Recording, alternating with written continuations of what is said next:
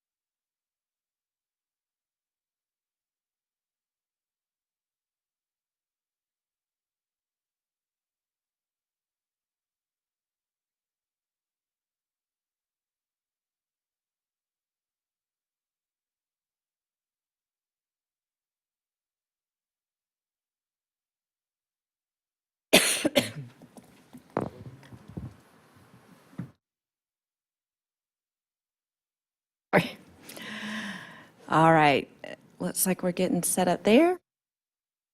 This is some housekeeping items. This is the second day of a two-day meeting. My name is Mary Douglas Smith. I'm the chair of the South Carolina Board of Pharmacy. We have several agenda items in front of us today, and we will be kind of jumping around a bit. So I will try to introduce the item by item number or letter to make sure that we can all stay on track for that. All right. IT good, staff good? Yep, okay.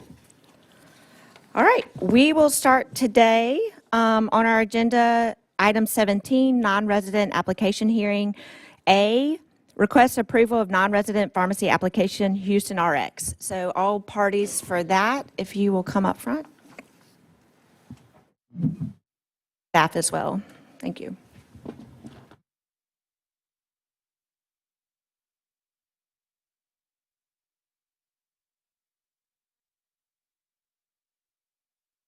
And for our representatives from Houston RX, these microphones are not wired, so you can pull them right up to you, and you don't have to press a button, but you will have to talk very, very close to it for it to pick up. Our court reporter or anybody else, if it's not lighting up, she'll probably signal to you to speak into it. All right. All good? Before we start this hearing, I just wanted to make sure that we put on the record that we understand that our vice chair, Dr. Spigner, has disclosed that he has a personal knowledge, knew the PIC for this entity back in pharmacy school, is my understanding, but that they have a limited relationship and that there is no request for recusal at this time. Is that accurate? That's correct. Thank you. Okay, thank you for clearing that up. All right, this hearing is called to order. This is the matter of Houston RX. The purpose of this hearing is to determine whether Houston RX's application for a non-resident pharmacy permit should be approved. Everyone is reminded that these proceedings are being recorded and that all witnesses must be sworn in before they testify. All remarks should be directed to the board. My name is Mary Douglas Smith, and I am the chair of the South Carolina Board of Pharmacy. The attorney assigned to advise us during this hearing is Carolyn Sutherland, Office of Advice Counsel with LLR. A quorum of the board is present. Do any of the board members have reason to recuse themselves from this matter? This hearing will be held in accordance with the provisions of the South Carolina Administrative Procedures Act and the statutes and regulations of the South Carolina Board of Pharmacy. Dr. Bales, have the board members received Houston RX's full application? Yes, they have. Okay, and did staff subpoena any other persons to be here today? No.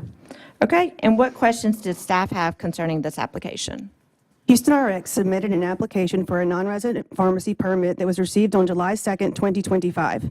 A first deficiency email was sent to representatives for Houston RX on September 15th, 2025, after an initial review of the application, indicating that items were still needed to complete the application. The applicant was notified on February 11th, 2026, that an appearance before the board was required. The applicant was provided a list of specific deficiencies and concerns with the board appearance notice, which has also been provided to the board labeled as Houston RX deficiencies, areas of concern 2/13/2026. I will provide a summary of these.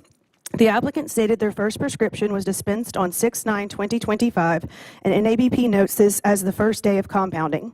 The applicant was inspected by the Texas Board of Pharmacy on 8/7/2025. The applicant was then inspected by NABP on 10/27/25 as a compounder of Category 2 sterile preparations. Observations and deficiencies from the inspection are listed below. However, when asked during the application review process, the applicant stated that only Category 3 sterile compounds are compounded at the facility. Neither of the aforementioned inspections qualify as the required operational inspection completed at least 6 months after the facility becomes operational. Houston RX was disciplined by the Colorado Board of Pharmacy in February 2026, which included a monetary fine for failing to respond to a request for records regarding shipping compounding semaglutide and tirzepatide products into Colorado between June 2024 and March 2025. Deficiencies and observations noted on NABP inspections from October 2025, and deficiencies noted during the application review relating to batch record documentation, patient labels not including the strength and/or concentration on the compounded preparation, missing recertification reports, documentation within policies and procedures identified inconsistencies, missing current education records for pharmacy personnel engaged in compounding, and inconsistencies with temperature, humidity, and differential pressure logs. Okay, thank you. Who is here on behalf of the applicant? Morning, Madam Chair. My name is Michael Wright. I'm an attorney for Houston RX LLC, and I have Dr. Bartu Wilson, who'd like to introduce himself. Okay. I'm not close enough. It's tricky. Awkwardly close. Oh, okay. Good morning, everyone. My name is. Good morning, everyone. My name is Bartu. Can you not hear me? We're good, yep. I'm the pharmacist in charge at Houston RX. I am from Georgetown, South Carolina. You know, as mentioned before, I did graduate from PC in 2015.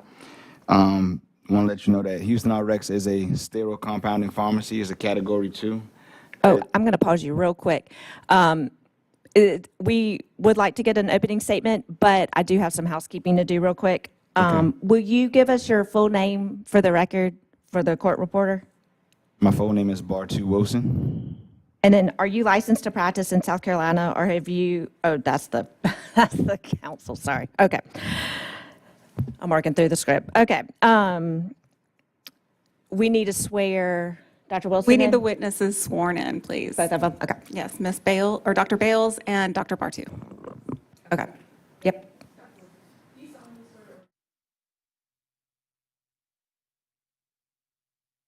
I do.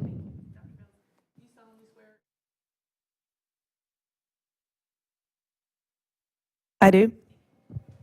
All right. Thank you. Now, Dr. Wilson, is there anything you wish to tell the board in regards to your application? Sure. Thank you.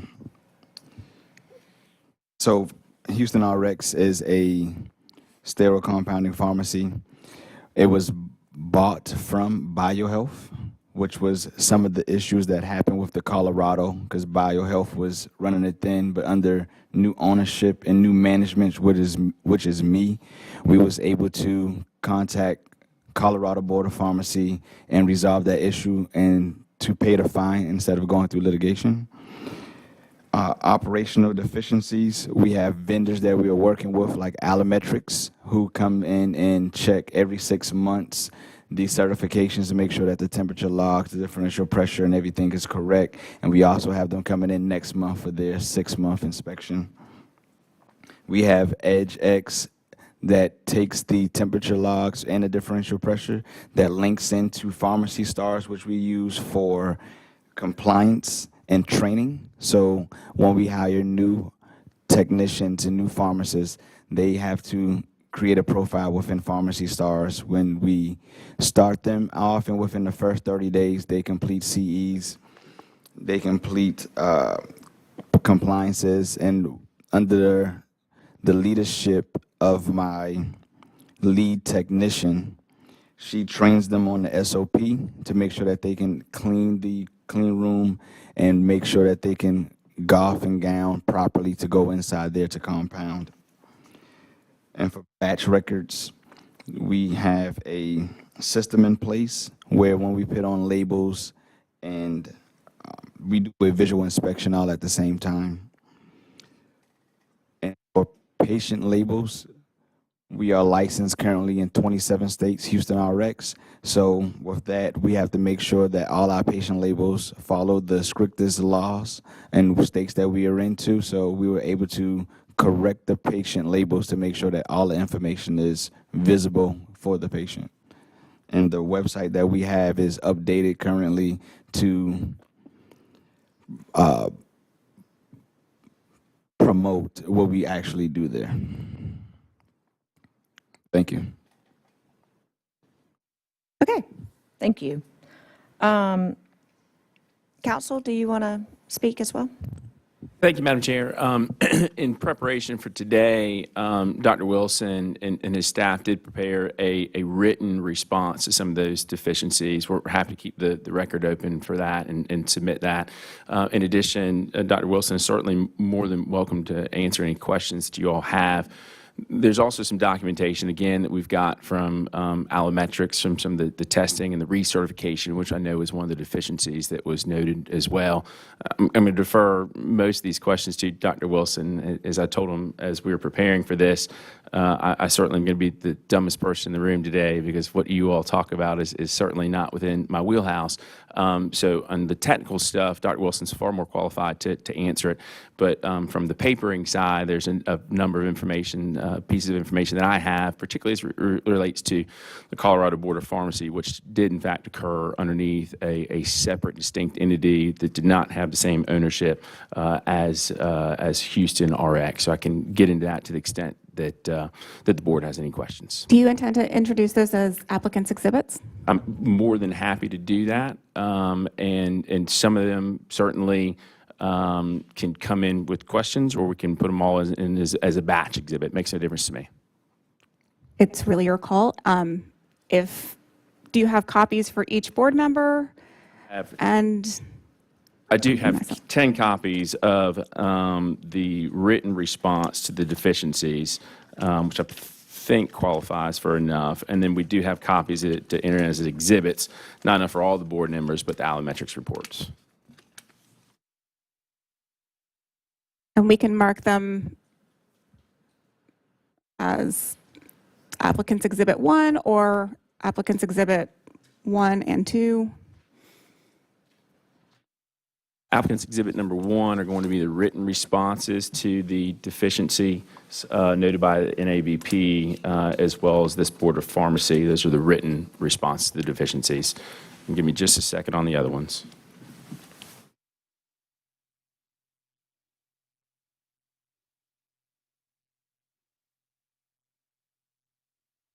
Applicants exhibit number 2 will be the Allometrics report, which is the recertification following the initial visit by NABP.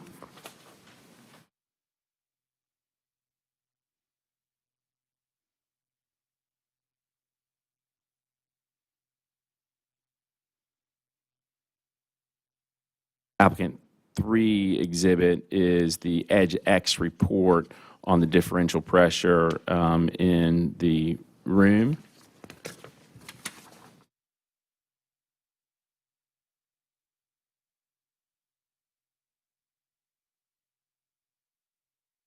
And applicant's exhibit number 4 is an example. 3, yes, ma'am.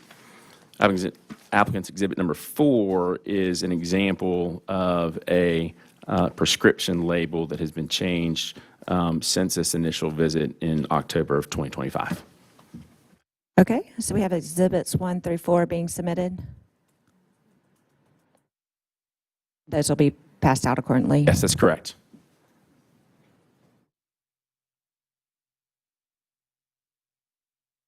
That'd be great.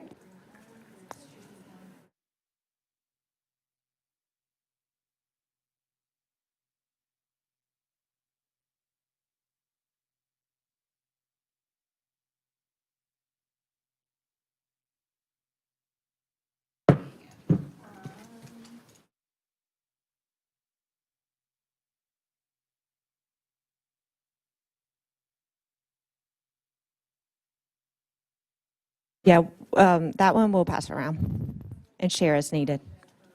Yep, that's good. And Madam Chair, I understand that Allometrics report, applicant's exhibit number 2, was previously maybe submitted electronically. Okay. I'm not sure to whom, but I think maybe it's Dr. Bales, perhaps. Yeah, we did receive one Allometrics report. There was a recertification of the hood because it failed the ISO 5 surface sampling with 17 CFU.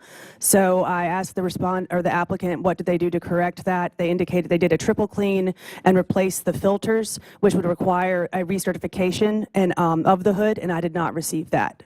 They did provide the Allometrics sampling report showing 0 CFU in the hood at the time of the sampling, but the actual recertification of the hood after changing of the filters was not provided. And just very briefly, it's my understanding that that is the recertification report, applicant's exhibit number 2. Okay, Thank you. And for board members, I have that recertification Allometrics report. If you have any questions related to that, I am happy to pass it. Okay, council, did you have anything further besides exhibits? No, Madam and Chair, that thank you. information? Okay, I will open this up to board members for questions.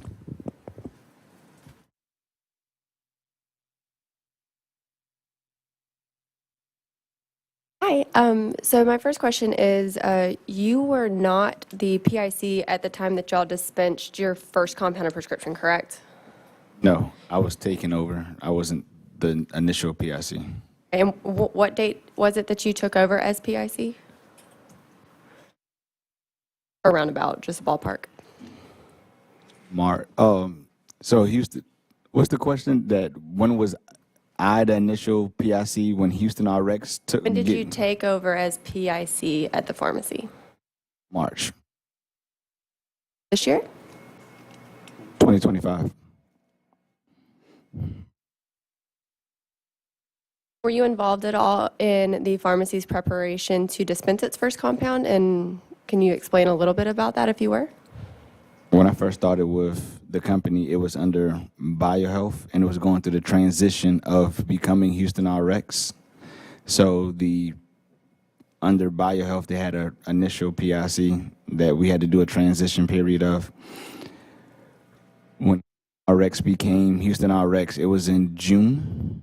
And yes, I was the PIC there, and I did oversee the first compound from Houston RX. You were also the PIC at BioHealth RX before it was purchased by Houston RX. No. So Houston RX purchased BioHealth, but you could still operate under BioHealth until you got your Houston RX license, which came with the inspection.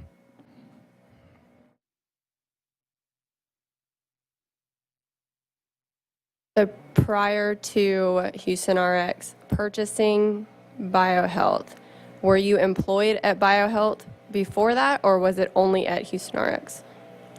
I was only employed under Houston RX. Did you have experience in compounding prior to this acquisition? No.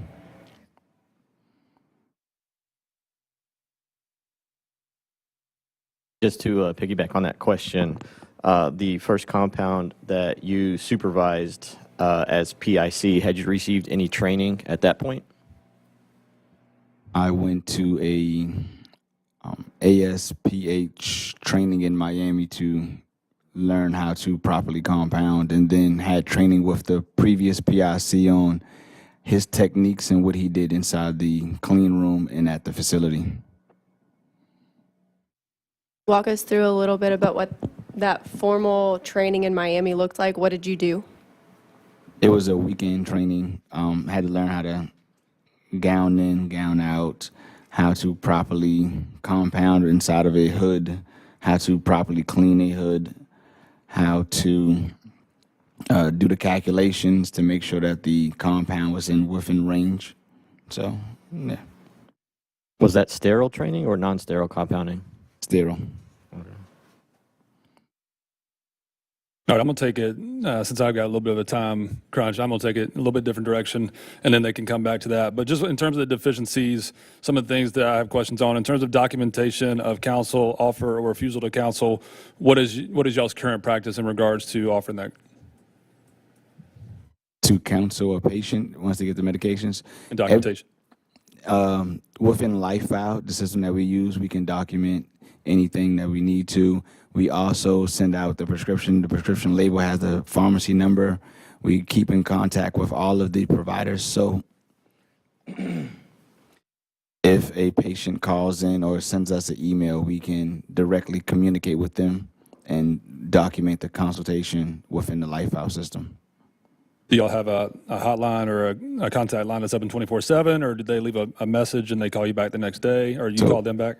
We have a toll-free 800 number. Okay. And during business hours, we answer all calls. If we are unable to answer the call and it's after hours, we will call back first thing the next day, first business day. Another one of the deficiencies was no warm or hot water in the ante room.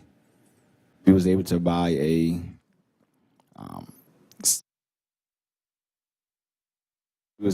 sink that can provide the hot and cold water, which we use only when we compound.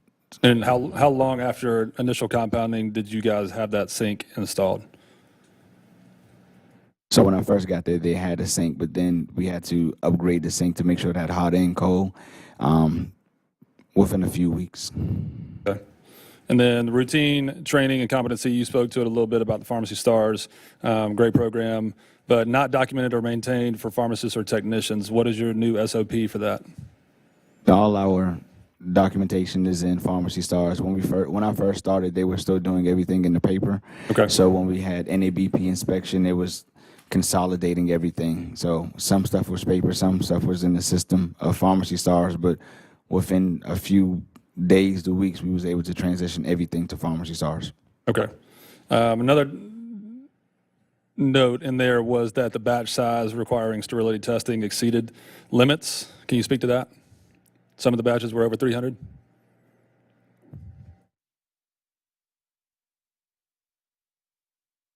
Sure. So we try to make sure we keep everything within the limits of 300 or less.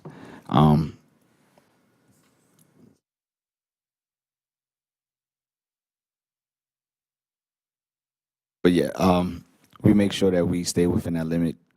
We do not try to go out that. Okay.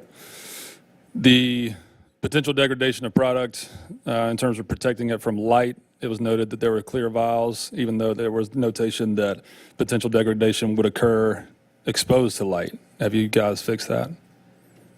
Do use amber vials, and some of the vials are clear, which can be used if they aren't light sensitive. So we do have both vials.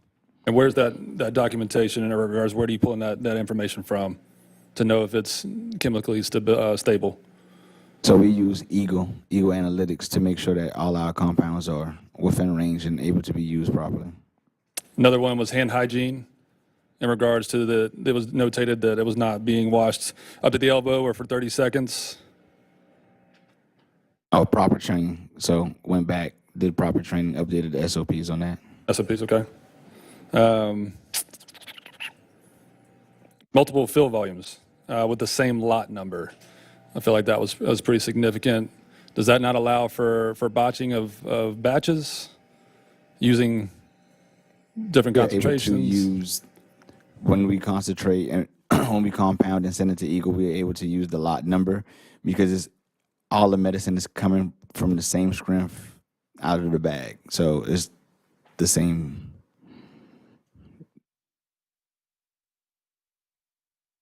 Dr. Eunice, is that typical?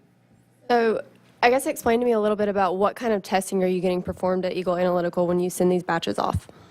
Potency, sterility, endotoxin, pH. So sterility testing is specific to the final packaging. So even if you have a lot of one specific solution, if you package it in a 2 ml vial versus a 5 ml vial, those are technically two different batches. You can use the same starting solution, but they have to have separate lot numbers and be tested separately. So I'm curious, how do you have different fill volumes out of the same lot number and are applying the same testing results to those different batch or fill volumes?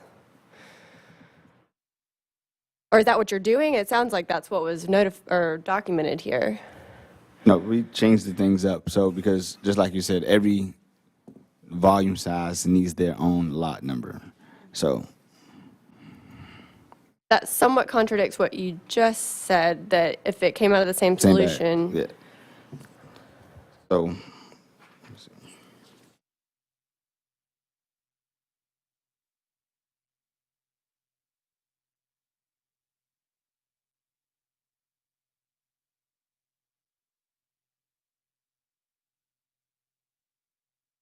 can you clarify the question? What are the current practices for sending off testing? How do you classify each individual lot per fill volume, and what testing are you requesting? Are you requesting tests for different fill volumes for the same lot number?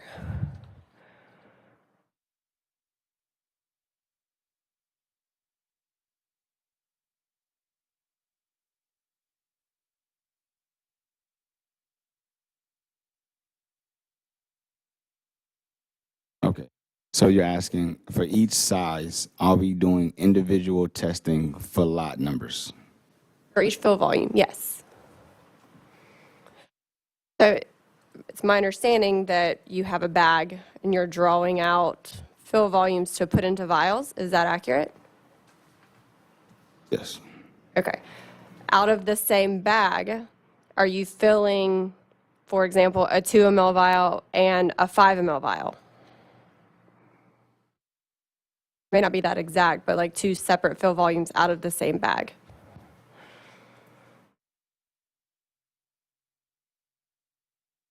Currently.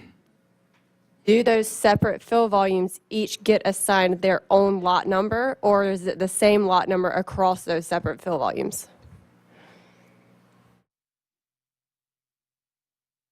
Same.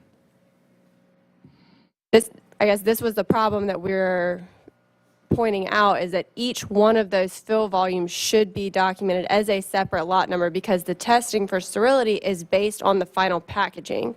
So each one of those different final packagings have to have their own testing because you're ensuring sterility in that particular packaging. Does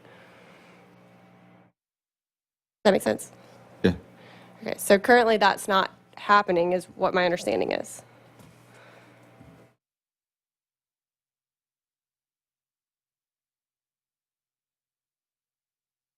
Thank you, Dr. Eunice, for your expertise there. The last couple that I have in regards to the ISO 5 air filter with the 17 CFU, that was part I'm looking forward in terms of the applicant exhibits for the recertification. Which one was that? That's in the Allometrics. Oh, the allometrics. Okay, you have that one. Okay. I'll wait for Dr. Eunice to look at that then. But it was done, and and that was through Allometrics. They recertified your hood. And what date was Yes. that? I believe it was in October. Okay. Because their next inspection is April. All right. Let's see. So if it was, let's see, maybe I have this wrong, maybe I'm looking at it different, but it said the recertification, you responded in November saying pass, but didn't provide the report. Is that because the report was not available to you? I had to go with Allometrics to make a distinguished report just for South Carolina to make Okay. sure they can compile all the reports in one. Gotcha. Facility admitted some logs in the initial application. Once they were submitted and reviewed, only the temperature and humidity logs were provided. After requesting the differential pressure log be provided, it appears that temperature and humidity log were edited to include differential pressure after the fact. Do you not have concerns that was falsification of data, or did you have a system that you could pull from to get those exact differential pressures? We have a system to pull from. Okay. And then with the Colorado discipline, I know you said that's under biohealth. Ended up being about $11,500 fine. Why wasn't there a response? I spoke with the compliance officer with Colorado for months and let him know the BioHealth was his own entity and Houston RX was his own entity. But because they shared the address and then he kept presenting it to the board came back and just denied it. And speaking with ownership, it was just easier to just pay the fine instead of having to fly to Colorado. So who was disciplined, BioHealth or Houston? Officially? It's disciplined under Houston, but it was a BioHealth because if you looked at the Colorado, it says from 2024 to early 2025, which when the company was actually BioHealth. Okay. But the fine was paid for under Houston RX. And that was because BioHealth Houston RX was sending compounded semaglutide and tirzepatide into Colorado? BioHealth was. BioHealth. Yes.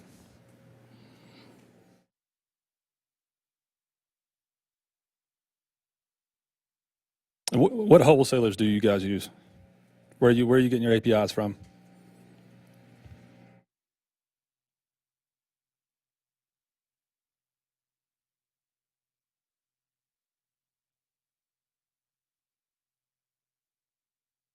Ownership purchased the API and sends it to us, or have it delivered to us.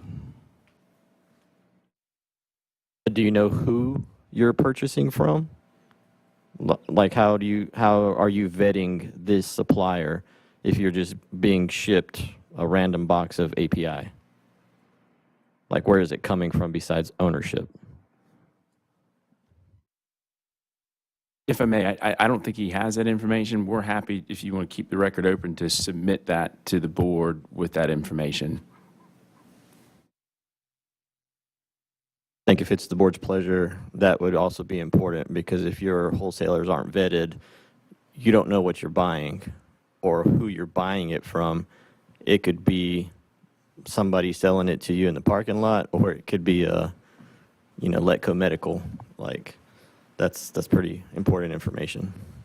Yeah, so we'll request that. Be happy to supplement y'all. that. I'm also, so a note for the record that we have Vice Chair Spagner excusing himself for this portion, but we do still have a quorum. All right, go ahead. Just for clarification purposes, are you working in the pharmacy on a daily basis doing Yes, I am. compounds? Okay, so do you open the boxes where these chemicals come, and do you have Yeah, the so certificate of analysis We with do them? have the COAs with them and everything. I just don't have the name off the top of my head. So what but kind of packaging are the chemicals in? Are they, They're in a package that has ice packs in it and everything. I don't know. What do you mean? What kind of package like is it in? typically it'll say who it comes from, like PCCA, Letco. So we do use PCCA. Yes. Are you evaluating the C of As when they come in? Yes. What are you looking at specifically on them? So when I get the medication, we make sure the name, potency, everything is aligned. And even when we do testings, we send Eagle our COA so that they can test and make sure that the potency is correct. Y'all do potency testing through Eagle Analytical as well. Yes. You do that on every batch? Every batch, yes.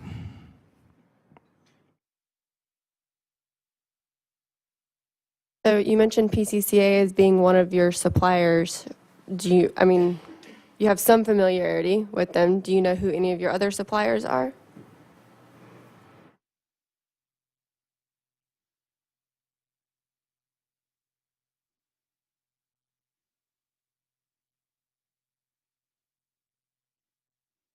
I can get a supplemental list for you.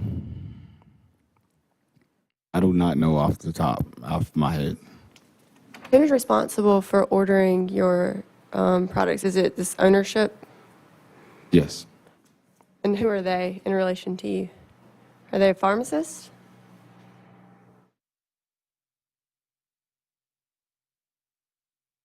They own a well clinics here in Columbia, and they are providers, doctors, physician assistants.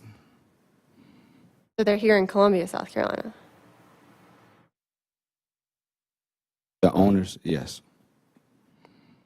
Clarify, I just didn't hear what you said. You said they own a wellness clinic, or? Yes, they are doctors and providers. Yes. Okay, sorry, I just couldn't hear you. Thank you. So the ownership of this pharmacy, the owners are based here in South Carolina. Yes. Y'all are not licensed here in South Carolina, but you are licensed in 20 plus other states. Yes. And who exactly is 100? Is that 100% ownership or multiple people own it? It's a partnership. Partnership. What are those people's names? If I may, they're all limited liability companies. There are members of each of those limited liability.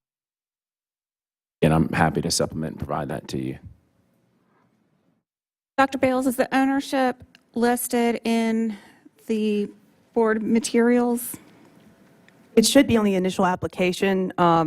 When we were reviewing the application documents, I was informed that Silvino Escarino was 100% owner of the pharmacy. And do we have an organization chart? It's on the, okay, thank you. We do have a lot of files, so it's, thank you. Sometimes I can't find it when I'm looking for it. Thank you.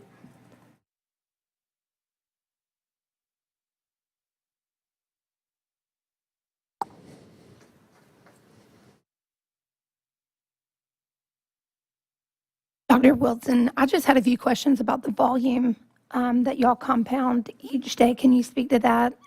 Approximately how many compounds you do each day? So we try to do compounding maybe twice a week. Try to do a range of max of 200 vials. Per day Yes. of those 2 days? And then the rest of the week, it looks like y'all are open Monday through Friday. The rest of the week, what are you doing? We are taking in prescriptions through LifeFile, verifying that everything is correct, packaging medication and shipping it out. Are you 100% shipping? Yes, You ship ma'am. nobody walks in and buys anything from you? Closed And- door. Closed door. Okay. And so approximately how many different products are you compounding? Approximately 7 to 8. Okay. And they're all injectables? Yes. Okay. And so all of those are going to patients in 27 states. How are you gaining access to those patients? Like do you have a marketing team, or walk me through how that patient comes to gets a prescription and gets connected with your pharmacy? So the sales team get in contact with clinics in states that we are licensed in, and they work hand in hand with the provider there to set them up within LifeFile. Okay. And then your team, does your pharmacy actually get the prescription directly from the doctor's office, or is there another pharmacy that it goes through first? No, the prescriptions come directly through LifeFile from the provider. Okay, and then walk me through exactly what that process looks like. Do you call the patient? Do you get insurance? Do you bill insurance? So no, we do not deal with insurance. The provider will input the prescription. We will take the prescription, verify all the information, make sure the dosing is correct, package the medication and ship it out. The patient has our toll-free number on the package, and they can visit our website if they have any comments as well. Okay, so you may or may not know the answer to this, but how do you anticipate getting patients in South Carolina? Is there established here? We do have a sales team. Once we get the license for South Carolina, they will be able to go out and reach out to providers here.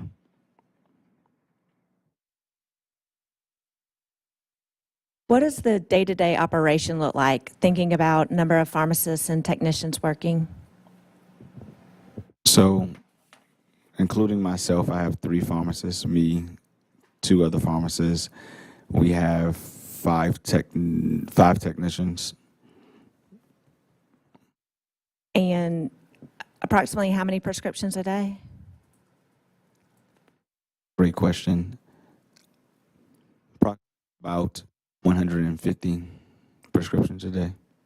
Okay. And so those staff numbers, are they always all staffed, or do you base it on workload, or? So the No. 5 technicians and the 3 pharmacists, are they there every day? Yes. Okay. We just hired a couple people to make sure that if volume increases, we are properly staffed. Okay, thank you. And just to clarify, are you sending the prescriptions to the patient's home or back to the clinic where the physician is writing the prescription? Direct to patient.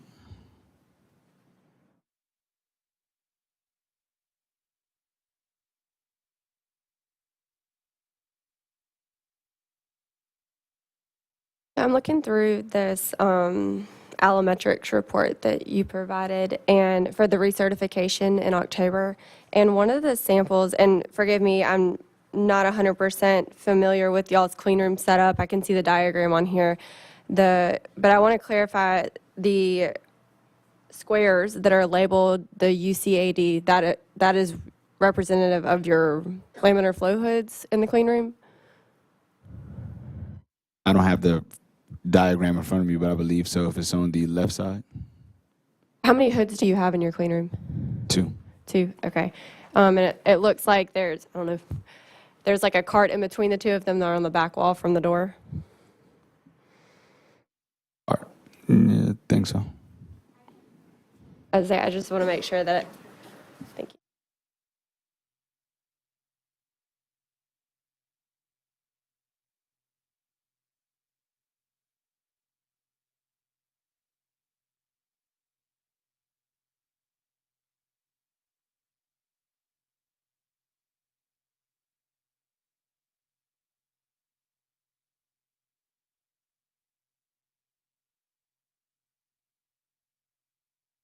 So UCAD 1 and UCAD 2 are your two hoods?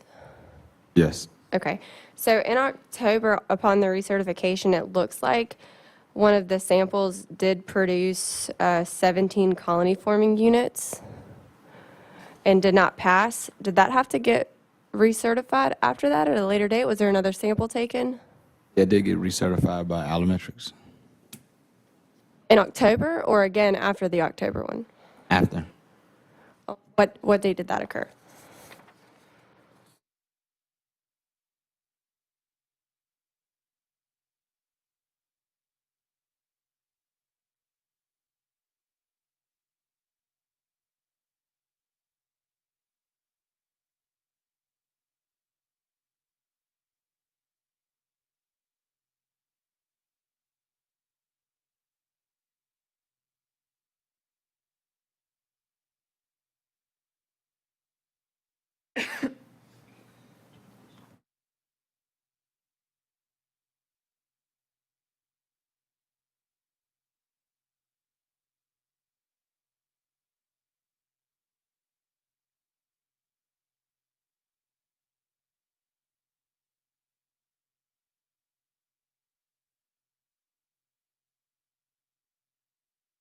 I think it might be in this part of the report that I have. Yes, I'm about I to say just, it- as I say, it it should looks be in like the report. it may be have been in November that they came back and did that second sample?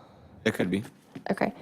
Do you know did y'all do any sort of investigation into the reasoning why you had 17 colony forming units on a sample that was taken inside your ISO class 5 hood on recertification after a previously failed certification? Yes.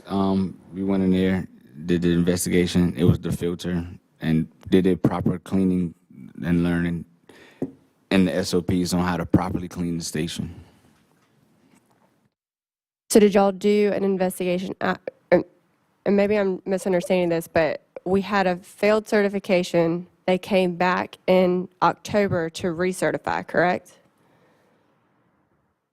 Or is that not accurate? I'm confused. Is this November that it was recertified, or when the, October was the recertification date, and we had a sample inside the hood fail that date. And then they came back in November and retook the sample. there was two failed? That's what I'm trying to clarify. We one fail. So was the October one a recertification, just a scheduled one? And so the October was a 6-month Okay. recertification. I was thinking it was a failed previous certification that was having to be redone. Yeah, the October certification had the OOS sample in the ISO 5. And then I believe November 17th, Allometrics came back out to the facility to resample just the hood surface sample. We were informed that the hood had the filters replaced and was recertified, but I never saw the recertification of the hood itself. Okay. Just the surface I'm sorry, I sample. was confused then. So the November one was the one that you were missing, that you never saw that recertification of that one particular failed sample? Correct. We only got the Okay. resampling. We didn't get the recert for the changing of the HEPA filters. What was the problem that was, that y'all, what did y'all find was wrong with the HEPA filter? It was just needed to be changed. Is that like on a schedule, or was it visibly like faulty? This was a hood from like BioHealth, so by the time I got there, it was just time to be changed. It was just a scheduled change. Do you know if it had failed previously when you guys acquired it? No, it did not.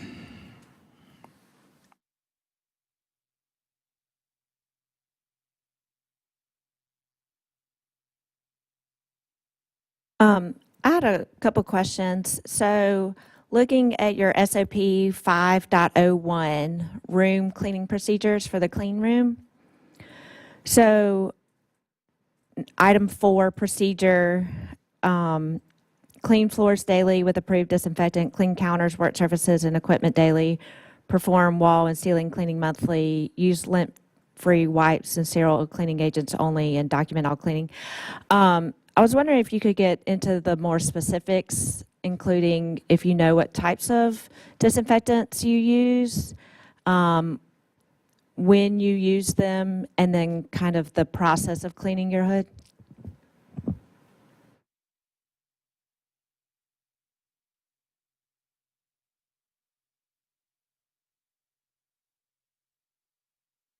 So you want me to explain how we clean the hood, what chemicals we use to clean the hood? That'd be great. Thank you. This is a task that my lead tech supervises that make sure that this gets done. Off the top of my head, will go on the specifics on cleaning the hood or cleaning the room. Okay. What about sporicidal disinfectants? Do you know when or how often you use those? You have a chart in the office. I don't know off the top of my head. And then my next question was related to SOP. And also, Oh, sorry, we go keep ahead. this on Pharmacy Stars, which document all of these cleanings, with Okay. telling us what chemical to use and everything. Okay. So we make sure that we follow the documentation that's in Pharmacy Stars. Okay. Gotcha. My next question was about SOP 8.07, assignment of beyond use dates for CSPs. Item 4 on the procedure on this one, assign BUDs according to USP 797 and 795 for sterile compounding. Consider factors such as drug stability, sterility, container type, and storage conditions. Document BUD on compounding record and label, and then review stability literature and testing data where applicable. Could you walk me through maybe some specifics or examples for assigning BUDs? So before Eagle can give us an extended BUD of 90 days or 120 days, the BUDs was set with the USP 797 45 days. Was that on all of your compounds or certain ones? That was initially on all 45 days.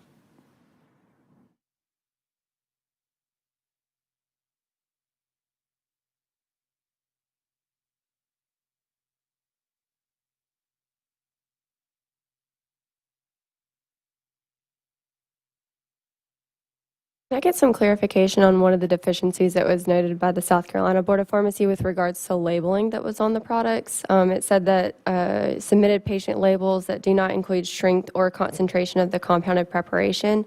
Were those just the pharmacy labels, or was there separate, like, actual product labels that were submitted along with those specific prescriptions? How do y'all label your products in the pharmacy? The actual product or the patient label? All of the above. You guys have a copy of the patient label? And then each product with the drug name, concentration, refrigerate, lot number, BUD date, the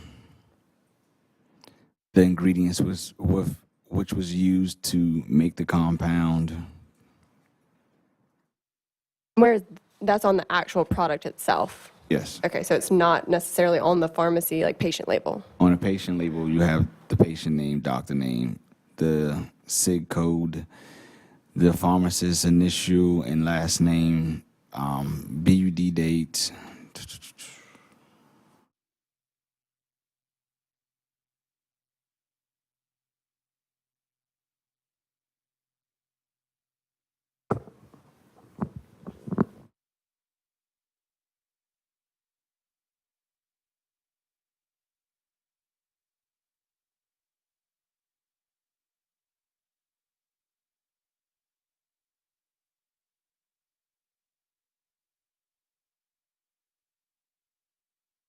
Is there an outstanding question right now? Sorry. I do want to touch on that label really quick. The one that you submitted, obviously without saying names or anything on there, you guys mentioned that you are delivering directly to patient, but that specific label that you provided mentions a hospital only. Are you guys mailing to facilities where patients are being administered? Or are you sending labels like to patients' homes, or I mean prescriptions? We do mail prescriptions directly to patients. Some clinics have patients that come into office to get the injection, so if they requested to go to the office, they do have an individual patient label with the individual drug for the patient shipped to the facility for the doctor to inject the patient himself or herself. So for clarification, at that point, if it's shipped directly to the facility, there's no communication at all that happens between your pharmacy and the patient. The medication is just shipped to the facility who ordered the medication.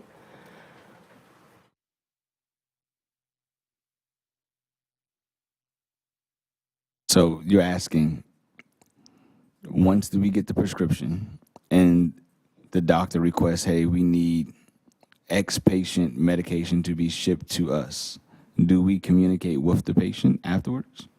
Yes. We provide and website if they need any comments, but How do you provide that? toll-free number is on a prescription label. But if you're shipping it straight to the provider, does the patient ever get the label?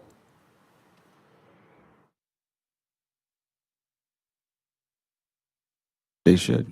The provider should. They're picking the prescription up from the provider. Where, if it goes to the provider, where is that medication administered? At the provider's office, or does the patient take it home? Under my knowledge, I believe the patient would take it home. And can you describe for us the packaging for shipping to patients? Sure. For direct to patient, we have a, I guess you would call it a Yeti cup. So a metal cylinder that has 2 ice rods that goes inside of it. We place the prescription, temp tag, label on a Ziploc bag, put that inside of the cup, close it, put it inside of a box, put that inside of a UPS bag, put a label on it, and ship it directly to the patient. And you use FedEx or UPS. Okay. And did you ship into South Carolina before your application was received? No. So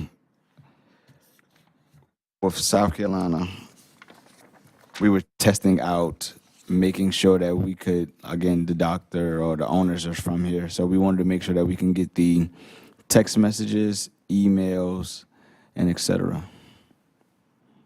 For the providers? But for the patient and providers, to make sure that when we process something through LifeFile, is the information getting to the end person? Okay, but you didn't have any patients here in South Carolina before you applied here or shipped any medications before that? Okay. Okay, looking at Exhibit 4 that y'all provided today, it's going back to the label that I think they were asking questions about. In the SIG, it says, do not use beyond BUD. How do y'all calculate the BUD? We calculate the BUD through the 797, 795, the 45 days, and through Eagle. Okay, so on this label, I don't see anything called BUD, but I do see something that says discard after 4/19/26. That would be our BUD date. Okay, so this prescription looks like it was dispensed on 2/9/26. That seems like it's more than 45 days. I don't know, I'm not calculating in my head, but 9, and the other date was 4/6. 4/19/26.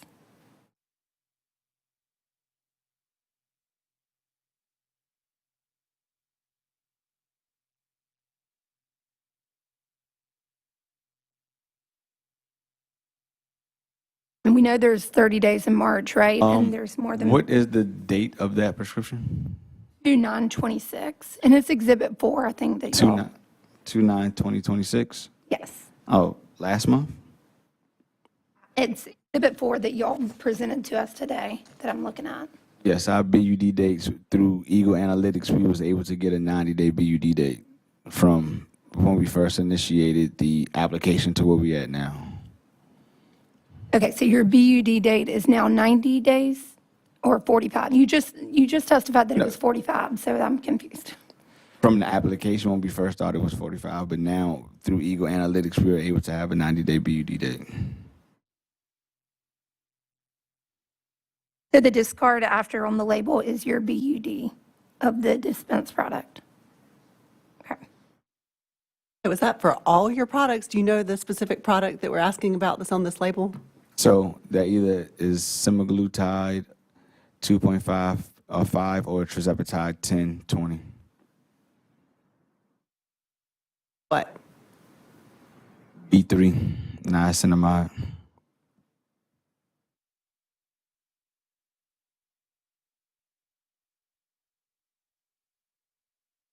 Y'all dispense your products at all before you get your testing back? No. So they're quarantined within the pharmacy before the testing results populate and then y'all release them? Okay.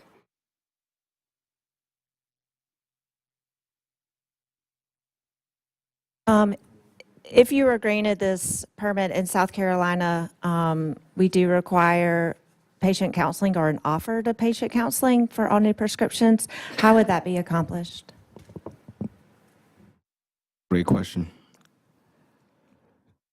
So as the patient's prescriptions come in, they do get text messages if they have any questions, and then on the website, they can leave a comment. We can reach out to them then.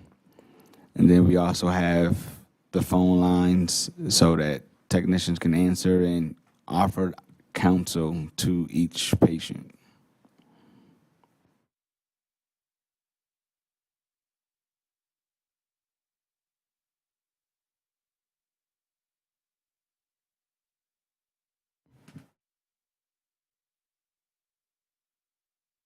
Other questions from board members?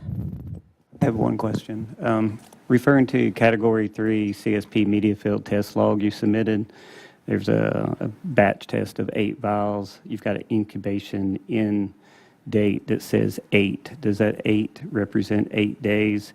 And correct me if I'm wrong, incubation period should be 14 days. Is this a typical incubation end date for you to pass your batches, or how does this work? Repeat the question. On your media field test log, you've got an incubation time of a batch of 8 vials. Oh, no, it's in there for 14 days. It says on your test log, incubation end date and time, there is a number 8 written under that. What does that 8 represent if it's not 8 days? It'll be the samples.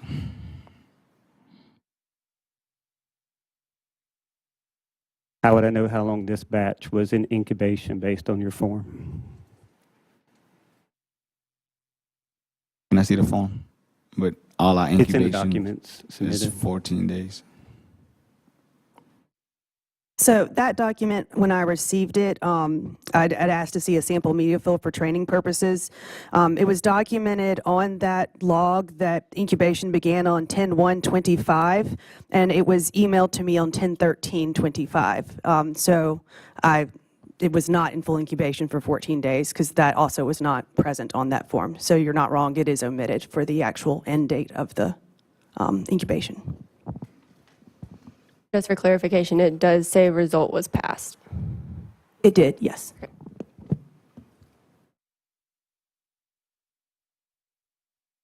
In thinking about the relationship that you have with the providers and getting these prescriptions, some of these products are available commercially. And so could you explain to me how the providers determine the requirement for a unique product such as what you're dispensing, and then kind of how that's documented? So we have ICD-10 codes that the provider can choose from. They do a consultation with their patients and see what medication best fits them. And is that consultation done live or via telehealth or a form? How the provider consults with their patients. If it will be live, but I don't have the knowledge to know how every provider consults with their patients. Okay, and then they ask if the patient has other relevant medical history or drug allergies or other medications they're taking, or do you ask those questions? So when a prescription comes in, the provider provides us allergies and medications that the patient is allergic to. Okay, and then the verifying pharmacist is the one who does a drug utilization review? So it is. Okay.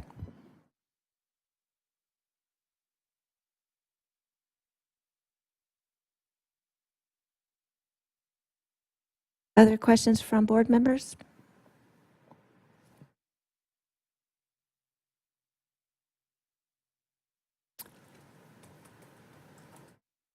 All right, hearing none, Dr. Wilson, is there anything else you would like us to know in regards to your application?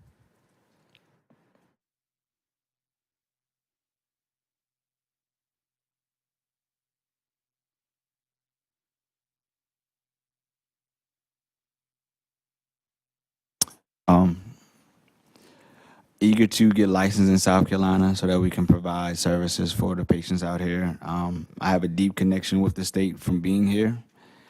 I believe being licensed in Texas and 27 other states that we are a established startup company and willing to do whatever it takes to make sure that we are above board in Texas and every other state, including South Carolina, to make this happen.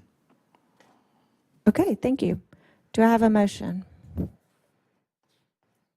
Madam Chair, I'd like to make a motion to take this up in executive session to seek legal advice. Second. Motion and a second. Any discussion? All those in favor say aye. Aye. Opposed? And the motion carries. So the board will take this matter under advisement during today's executive session. Typically, we kind of take all of our executive session items together later in the day, but we will announce a decision on the record, and then that decision will be memorialized in a more detailed written order. Okay, so you are welcome to stay and wait, or you can call back later this week for that decision. Carolyn, do we need to give this Allometrics We'll need report? the exhibit back.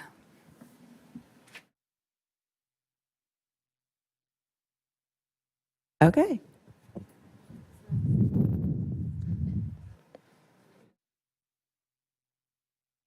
Are we good on paperwork, transfers, and everybody's got what they need? Y'all good with that? Okay.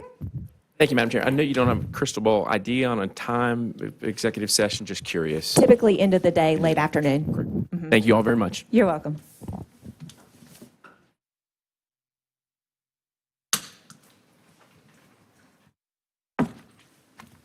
All right.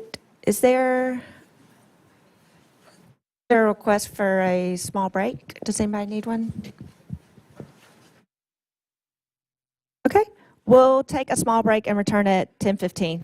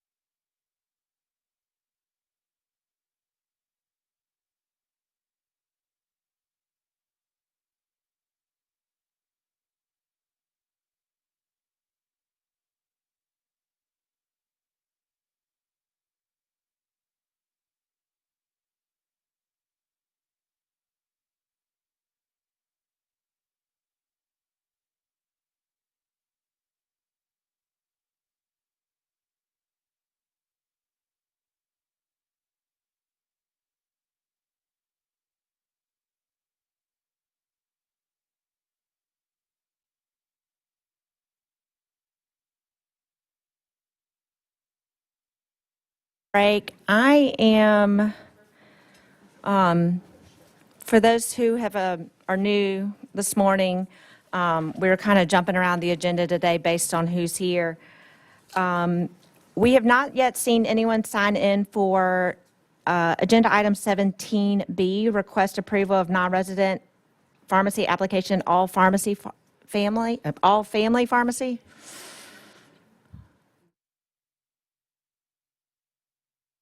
We're going to do one double check in the lobby. We can come back to it, but I just want to double check.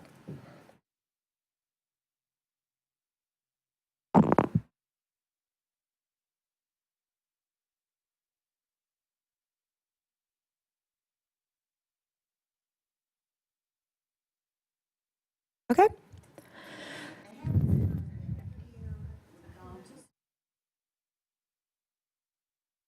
Okay, that's fine. My intention then will be to go to Agenda Item 15A, request release from board order.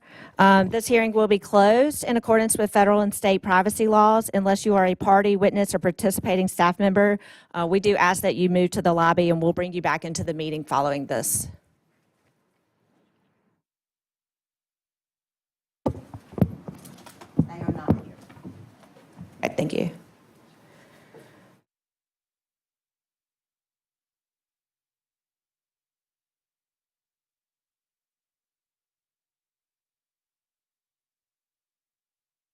Oh, okay. Are you not quite ready? We can wait. We can wait. Your attorney? Oh, RPP. Okay. I'll have Sheila look for that one. You can have, if you would like. Your witnesses may stay.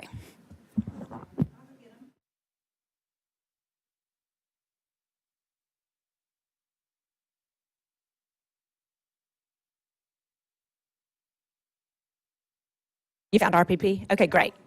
Okay, so we will set up now for 15A. We've just got people coming in. Yeah. So Dr. Lorenz, you can go ahead and sit in one of these front seats here.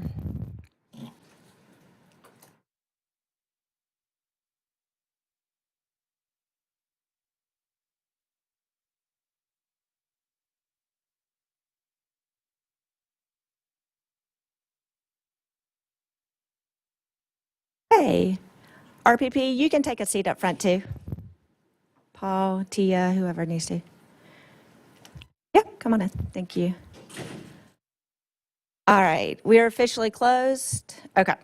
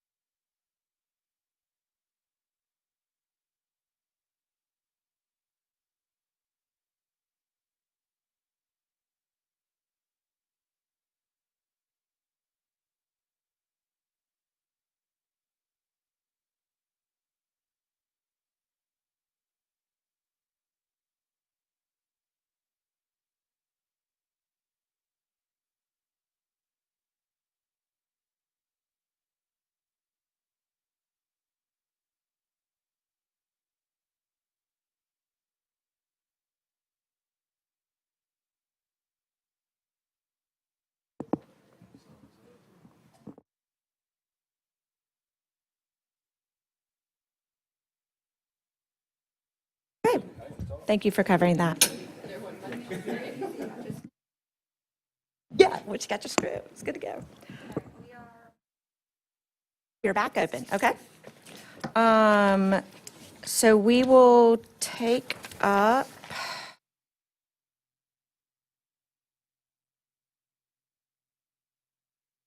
Okay, perfect. Thank you for letting me know that.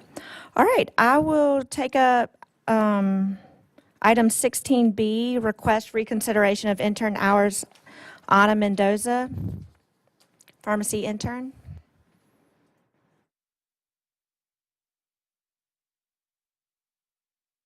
And Stephanie, this is open, so if anybody would like to return, they're welcome to.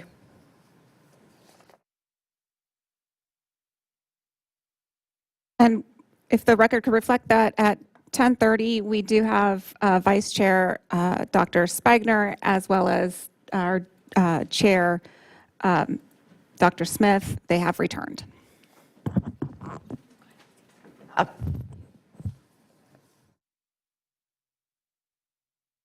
Right. This is, are you Ms. Mendoza? Ma'am. Okay, thank you. Let me get myself organized a little bit. So we are taking up 16B, request reconsideration of intern hours, Ana Mendoza, pharmacy intern. We do have some materials here in front of us. I do not have a script. Does she need to be sworn in for this?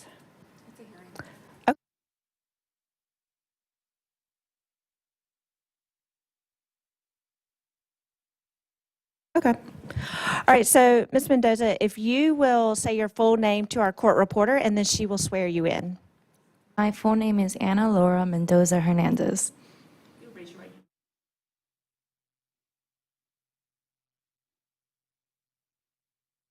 Yes, ma'am.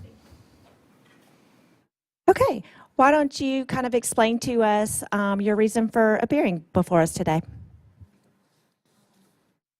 Oh, and just as a housekeeping, this microphone is right here, is not wired in, so you can move it, but you are going to have to talk very close to it so it'll pick you up. Okay. Ooh. Yeah. Sorry. Okay, I'm here because my intern hours were obviously denied. I'm more concerned just because it was a sum of 600 hours that I completed this year, and I would like reconsideration. The beginning of January 2025, I submitted notification of employment, and I got an email that said that I could use that as my, for this year, like the notification of employment for 2025 from January 5th till December 2025, basically. And on my end, I recognize now, with 2020 in hindsight, that I did not submit a new notification of employment when I transferred stores.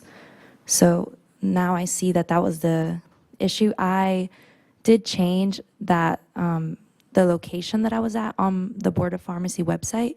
I did change the address of where I was employed, but I never submitted the notification of employment, and that's why my hours were denied. Okay, I'm going to back up just a little bit. So you're a currently enrolled pharmacy student? Yes, ma'am. I'm in University of South Carolina. I'm a P2. P2, okay.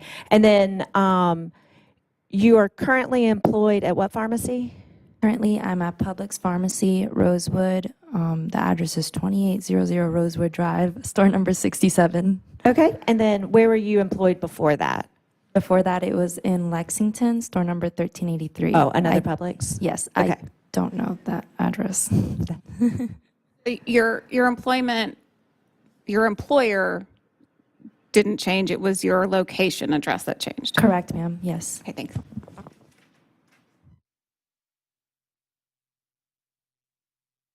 Okay. So when did you first start working as a pharmacy intern?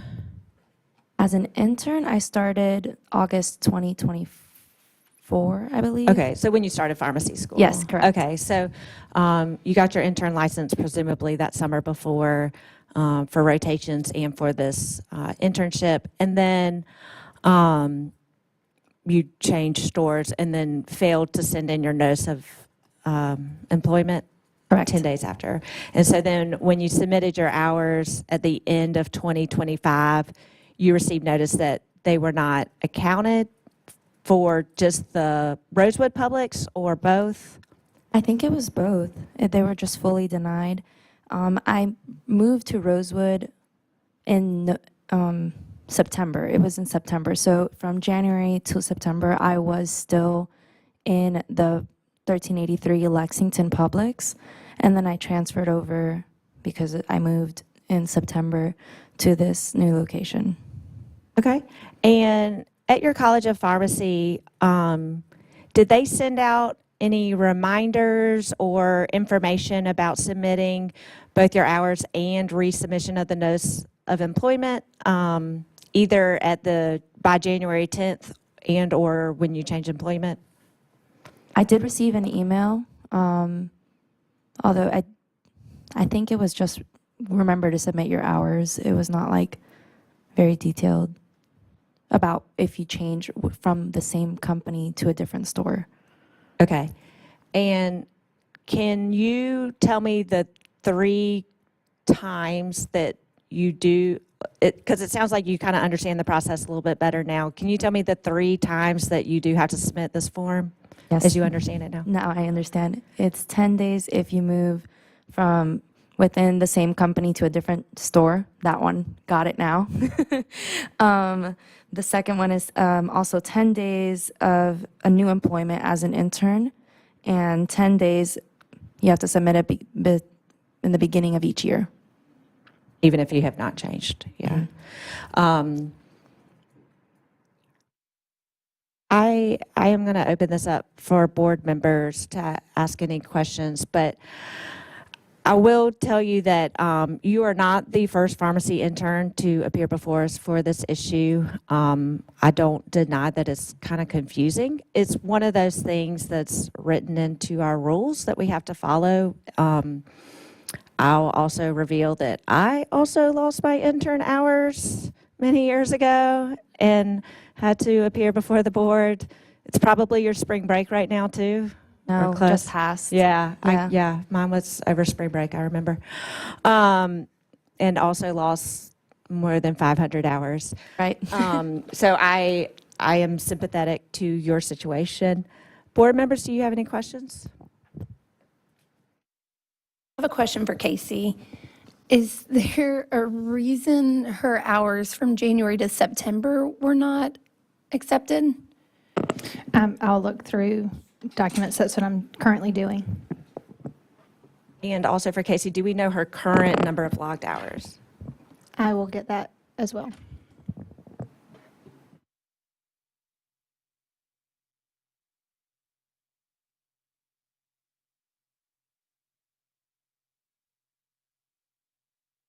So I will also say that this is an issue that we struggle with in handling. We do try to communicate with our licensees, including interns, about this process through our newsletter, through eBlast. Dr. Shealy, our executive director, does go speak to the colleges of pharmacy in our state in orientation, and typically, again, when they take law, so you'll see her again probably in your 3rd year. We recognize the issue exists. We want to impart the professional responsibility for you as an intern so that you kind of realize the process and following the laws and knowing the laws so that that transfers to when you are practicing pharmacist as well. Dr. Shealy, it looks like you have some information for us.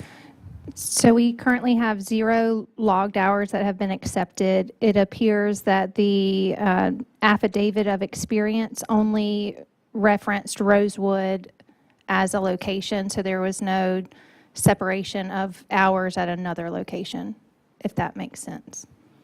So how did she change the location name online? Do we know that process, or do we? Is there a portal they can sign in on and fix that? Stephanie may have a comment. What happens is the employer is responsible to make sure that they complete an employee employee update list. And a lot of times, if that list gets submitted to us, then staff goes in and updates based upon the facility permit. And so it will show on their side that, hey, the intern is working at this facility, when in fact the employer is the one who updated that information.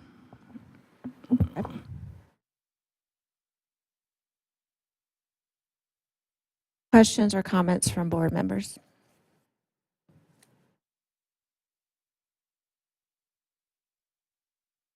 I have something I can add. Sure. The change of address was under the change of address on the labor licensing and regulation portal, and it just says main address.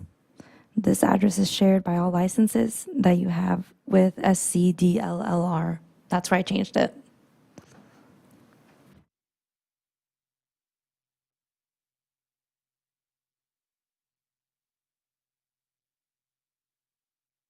Okay, I'm looking in the system, and you updated the employer address under your main and mailing address. That's where your address needs to be. Oh. And we see that quite often, and we try to go in there and change it to switch it so it wouldn't look like it's your personal address. So that's what we see here. Okay. Thank you.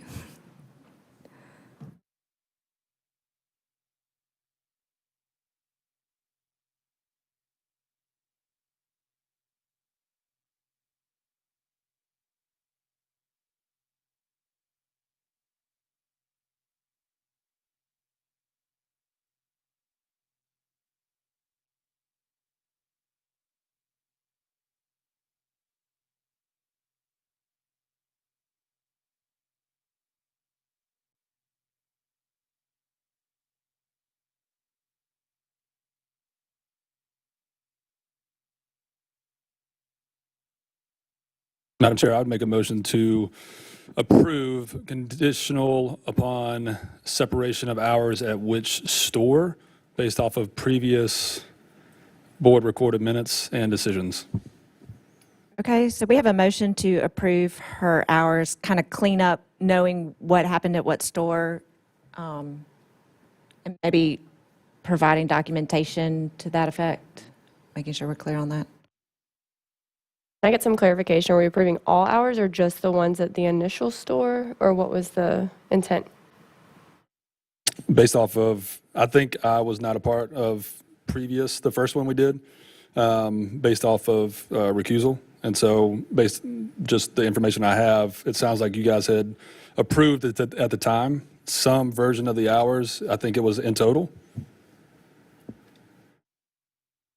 Like last year. Dr. Gillespie may have more. I was just going to second your Okay. motion so we can have discussion. Okay, we have a motion and a second. Any discussion? I'm in favor of approving all the hours that she was an intern with the appropriate documentation of the two locations. Okay, so we have a clarification to clear up documentation and approve all hours at those where she worked as an intern. And just for clarification, clear up documentation from the respondent, or do we need to get with the employer? I think we'll let the respondent handle getting the appropriate documents with the right addresses, with the right pharmacist information, and get that submitted to Casey. Just to be fully clear and understand what I need to do on my end so I don't mess up.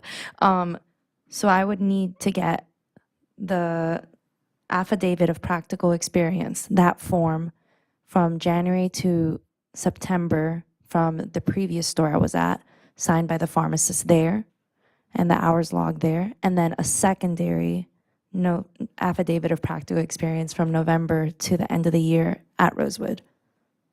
With all the information, yeah. Okay. That's what the motion is right now, so. We have a motion and a second. Any more discussion? And the notification of employment. What, do I submit a new one? Let me take a Or- vote first, and then, yeah, then we'll be You- able to kind of clear it up. All right, so all those in favor say aye. Aye. Oppose, and the motion carries. So, yes, so it did carry, As of the start of this year for the new location. Not yet. I would like for Ms. Mendoza to follow up with or who's our intern? Okay, if you will follow up with Stephanie later this week, Stephanie Calhoun, via email or phone, and we will get the paperwork straightened out for, yeah. Madam Chair, may I ask a question? Sure. Of Ms. Mendoza? Yes. Yeah. How are you? Did you receive via email an e-blast reminder towards the end of 2025? At the beginning of 2026? I'd have to double check. I don't know. Okay. It may have gone to spam, so we're trying to do more reminders because it seems to help. So I was just curious if you remember seeing that or not. And it could have gone to spam, and it might have gone to a different email address if you're not using the one that we have on file. Thank you. Okay, so yeah, if you will follow up with Ms. Calhoun this week and get that paperwork in order, and feel free to tell your classmates that they need to turn in that form more often than they might know. All right, thank you, Ms. Mendoza. Thank you. Your excuse.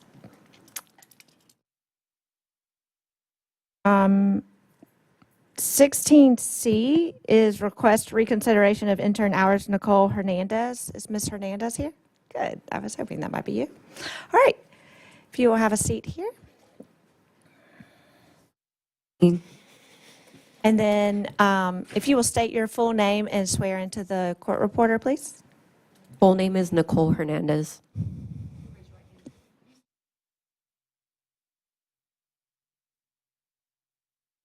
Yes, ma'am. Okay, Ms. Hernandez, you had the benefit of hearing the last one, but if you will give us a little background information and why you're appearing before us today.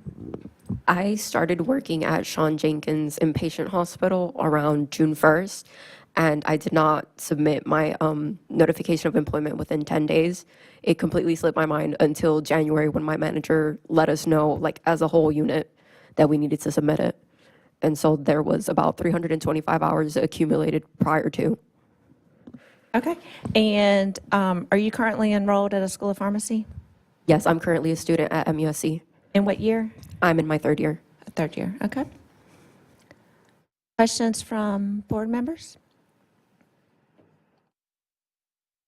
Were you working as an intern prior to this position? No, this was my first intern position.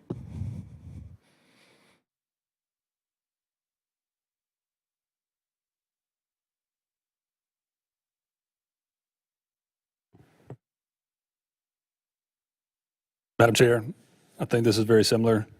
And being an educational board, we ask that you would take the appropriate steps to make sure that you and anybody else you know are aware. But I would make a motion to approve Ms. Hernandez's hours, all hours of 325.5. Second. Okay, we have a motion and a second. Any discussion? Yep. I just want to ask a question for clarity. On the intern application form, does it say specifically all of the different forms that you need to submit? It does.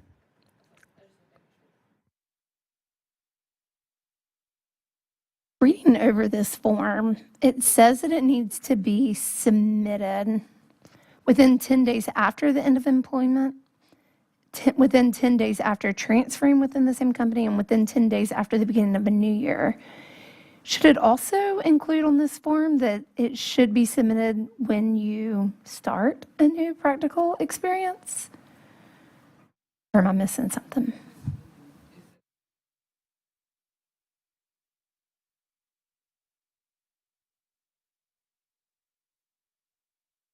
Does not say new employment. Yeah. Each employment. Well, that's based upon, I think it's implied, right? But I think there's a little bit of confusion that maybe we could modify this form. Dr. Shealy and I can review the form for clarity. We're doing quite a bit of form work.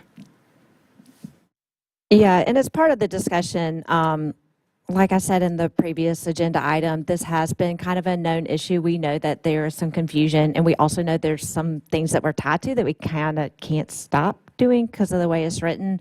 About a year ago, with a similar case, we did state that we wanted to kind of look at intern policies and procedure, not policies and procedures, actions as a whole.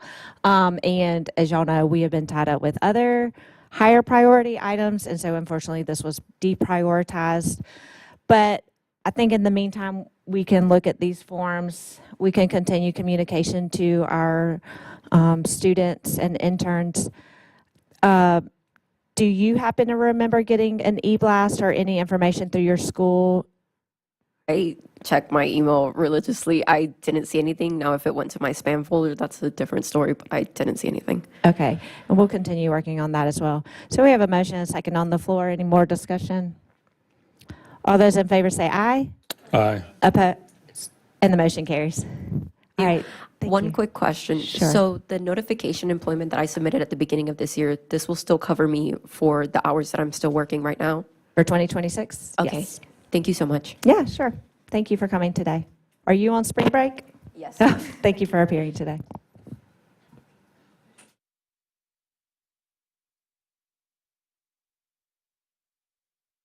Okay. Yes, ma'am.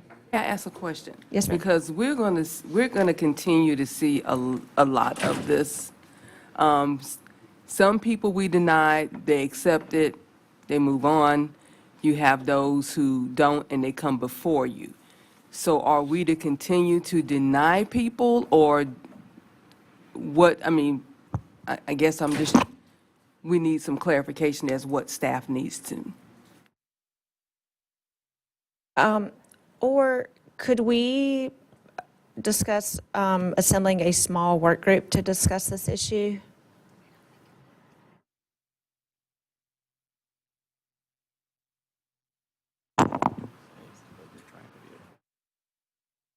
Another idea would be to designate some, okay.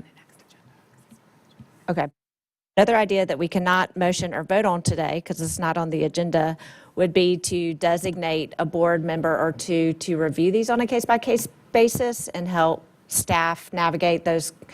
I feel like any advice I give, there will be exceptions for that.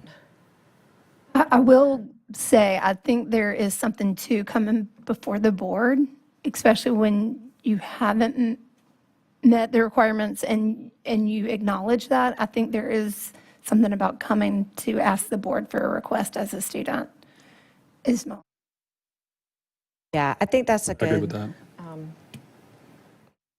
bring up. We might regret that, putting that on the record. But I do think maybe for discussion, and maybe we can get legal advice from our attorney and provide Stephanie clarification. Yeah, and coincide that maybe with Stephanie kind of listing out how some of these look, because it sounds like there's a couple scenarios that happen, whether they request to come before the board or not, who gets hours, who doesn't. That might help us too. Just not a full data set, but maybe some explanations of the different pathways that happen. Just, oh, sorry. Can that be discussed in executive session since that's not on the agenda? You're always welcome to get legal advice in executive session. I would just note that the board cannot take action on any items that are not listed on the agenda because it has to be published. Okay.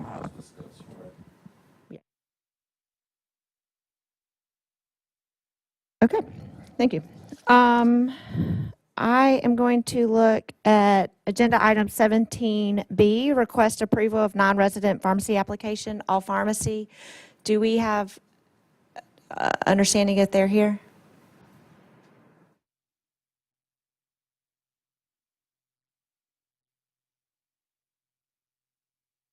It would be, oh, she's.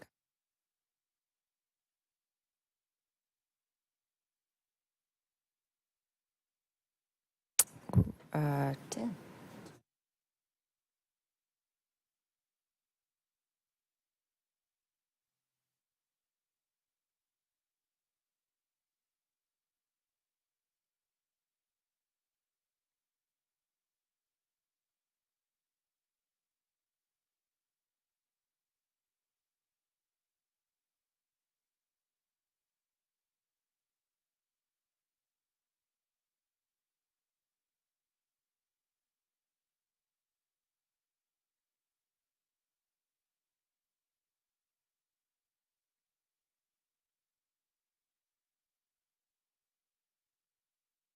Madam Chair, there's no one here yet, but I would just add or ask that we kind of give opportunity for the remainder of the day. There is some back and forth with this particular applicant as we are trying to manage a full agenda and move people to help space out stuff, so. Okay, that's fine by me.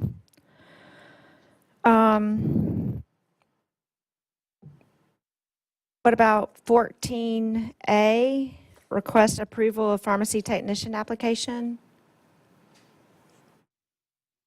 Or you can also give me some direction on if you have a, if one. There was no one in the lobby that was here for the Board of Pharmacy. Okay. I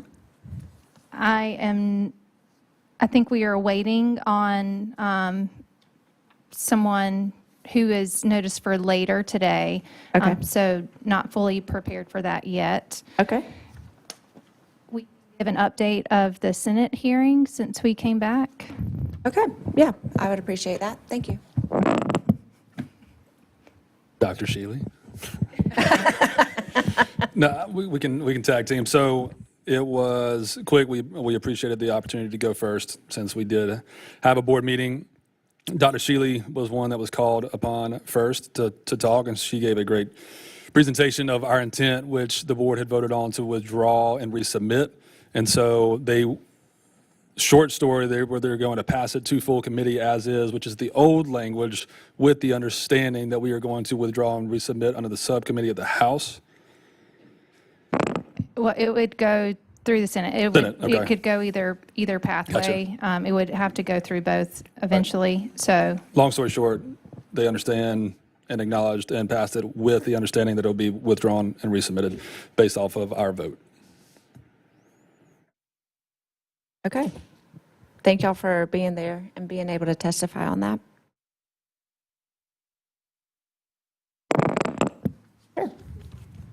Have anybody now, would it be a good time to go into executive session? I will gladly entertain that motion. Then, Madam Chair, I would like to make a motion to go into executive session to seek legal advice on our previous case. Okay. I have a motion and a second to go into executive session. Is that to include any staff members? No? Okay. All those in favor say aye. Aye. Opposed? And the motion carries. We will go into executive session.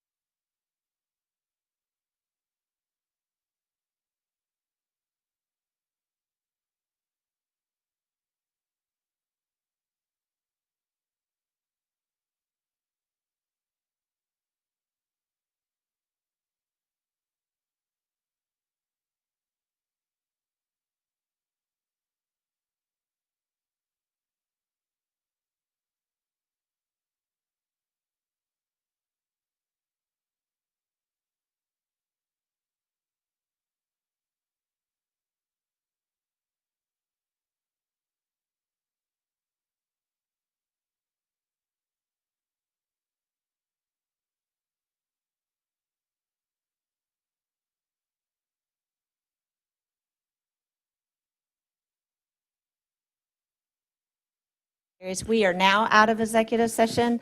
There were no motions made and no decisions made while in executive session. Madam Chair, in regards to agenda item 17A, non-resident application for Houston RX, I make a motion to deny their non-resident application based on Houston RX did not establish that the PIC or staff are appropriately trained nor competent in sterile compounding. They were not familiar or have mastery of their own pharmacy or facility SOPs. They presented conflicting information on business and operational models. They did not know where the PIC or the ownership did not know where they sourced their APIs. They submitted incomplete and misleading documentation. They did not have evidence that fully supported sterility testing. They had inconsistent pharmacy labeling. Their current workflows do not support South Carolina requirement to counsel on each new prescription. They did not make reasonable effort to obtain the patient information needed, including but not limited to allergies, other meds, diagnoses, concomitant disease states, nor are they able to perform DUR or drug utilization review for appropriate therapy use. And lastly, no evidence that a licensed pharmacist is supervising the activities of a pharmacy technician to ensure that all activities are performed completely, safely, and without risk of harm to patients. We have a motion. Is there a second? Second. Motion and a second. Any discussion? All those in, go ahead. No, I'll just make a note that based off of the evidence that's submitted, I've made that part of my motion because this board, as we are working through compounding regs, but the expectation for non-residents specifically, we wanted to help provide a little bit more clarity for those that may decide to come before us in the future. Thank you for that thoroughness. Any other discussion? All those in favor say aye. Aye. Opposed? And the motion carries. All right, we will take up agenda item 15B, request release from board order. Mr. Darren Barksdale. This is the closed hearing, so we will move to that.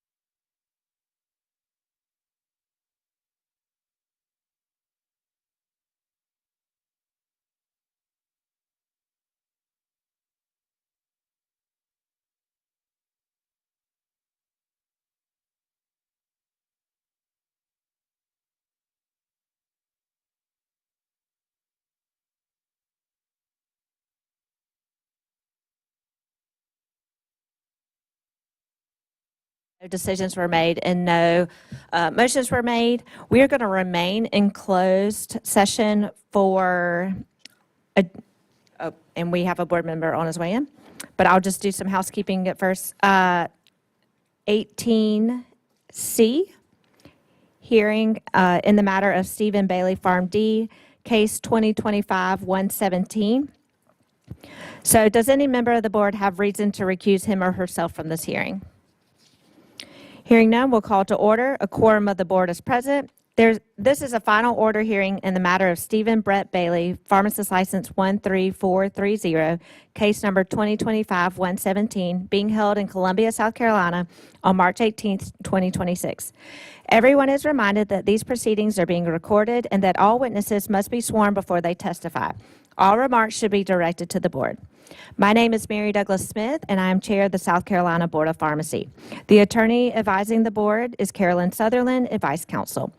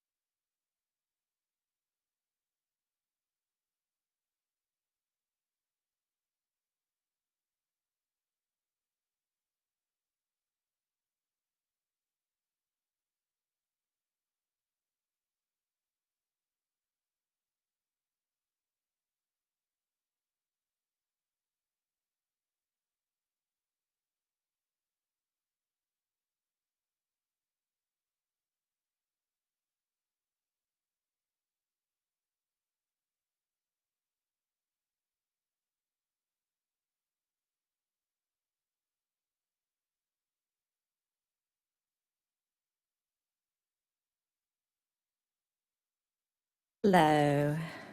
All right, we are settled. Dr. Patel? Okay.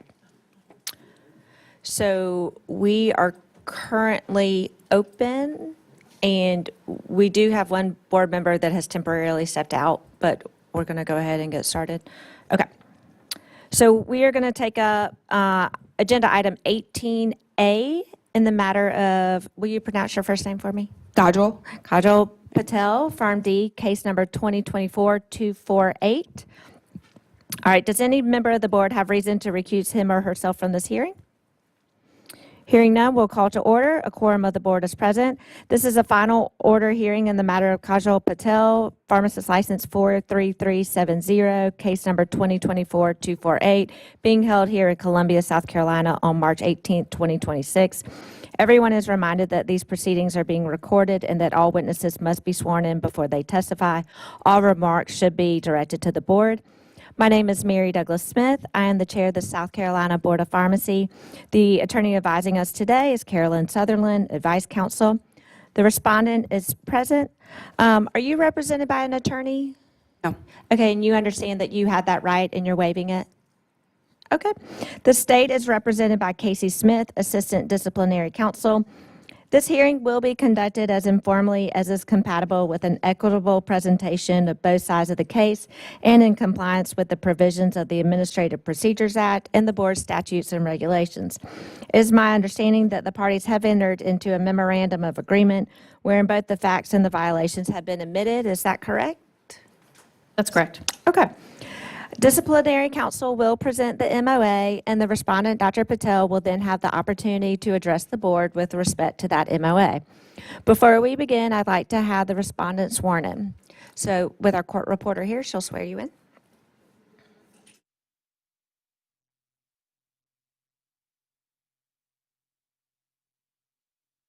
Okay, Ms. Smith, you may proceed. Thank you. Before you in your board book, you have the letter and notice of hearing as well as the memorandum of agreement in this case and attached exhibits. And we would introduce those into evidence as states Exhibit 1. Okay. Respondent has no prior disciplinary history with the board. She was a licensed pharmacist, initially licensed by the board on March 18th, 2022. She was the permit holder and pharmacist in charge at Sun City Family Pharmacy located in Fort Mill, South Carolina. I think, is that supposed to be Bluffton?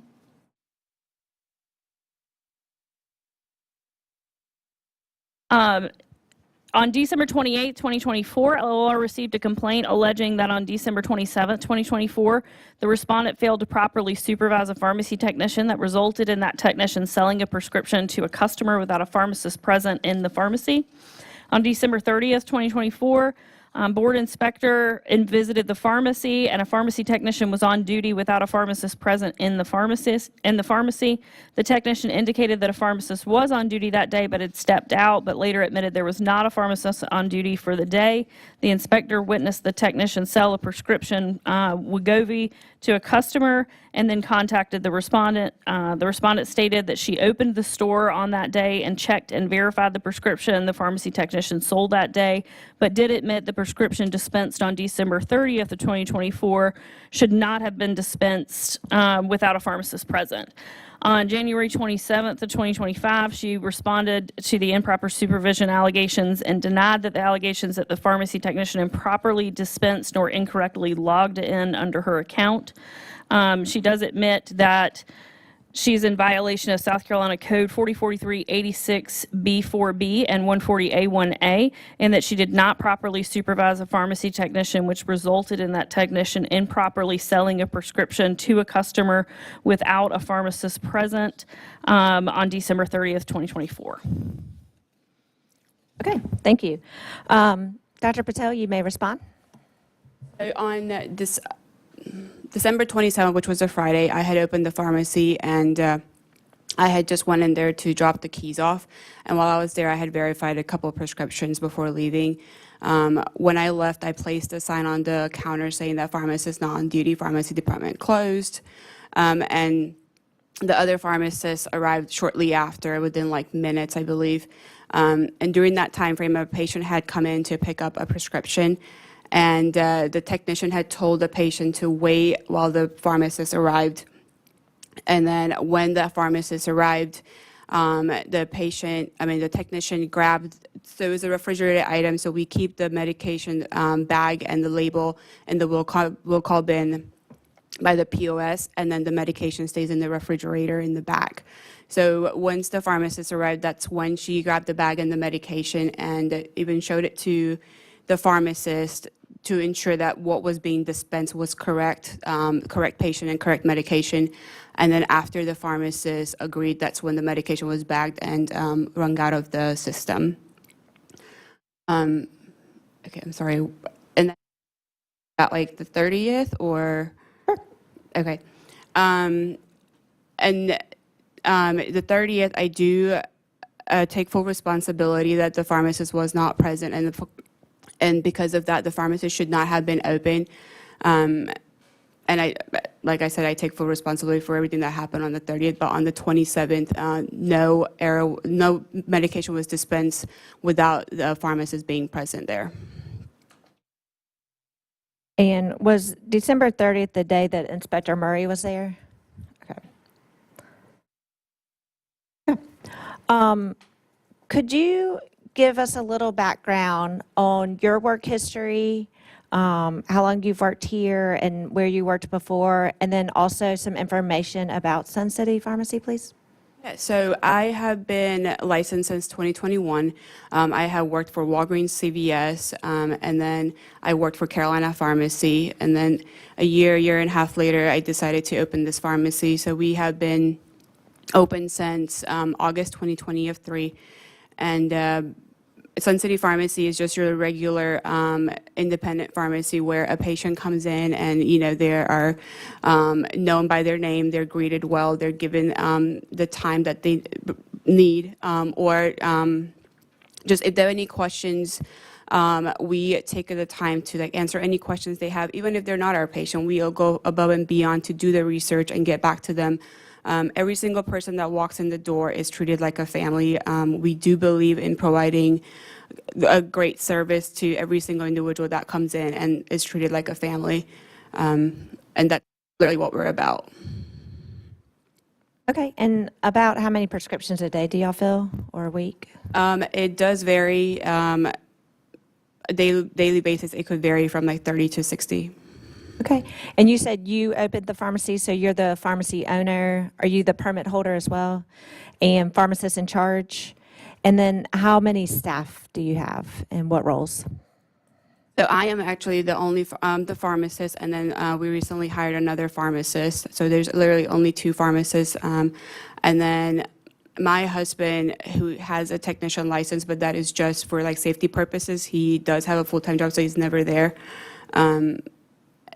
And yeah. Do you have a technician that works with you full-time? That was the only time I had hired a technician, because I was going to be away so they could play help role in anything that was required by the pharmacist, because I had never stepped away from the pharmacy until then. And ever since then, we haven't had any other employees, no other technicians. And your second pharmacist, are they in a relief role to fill in when you're not there, or do they have a regular schedule? So they were on a relief role, but now they are on a regular schedule. And then in regards to your standard operating procedures and policies and procedures, did you write those? And do you have information related to kind of what the operations are when the pharmacy's closed or when the pharmacist is not on site or not in the pharmacy? Yep, so ever since this occurred, we have had implemented, like, or updated our SOPs to the pharmacy cannot be open unless a pharmacist is present. Only the pharmacist can open the doors or disarm the alarm. If the pharmacist by any means have to step out, that means that we stop everything and then put a sign on the door and the counter saying pharmacy department closed.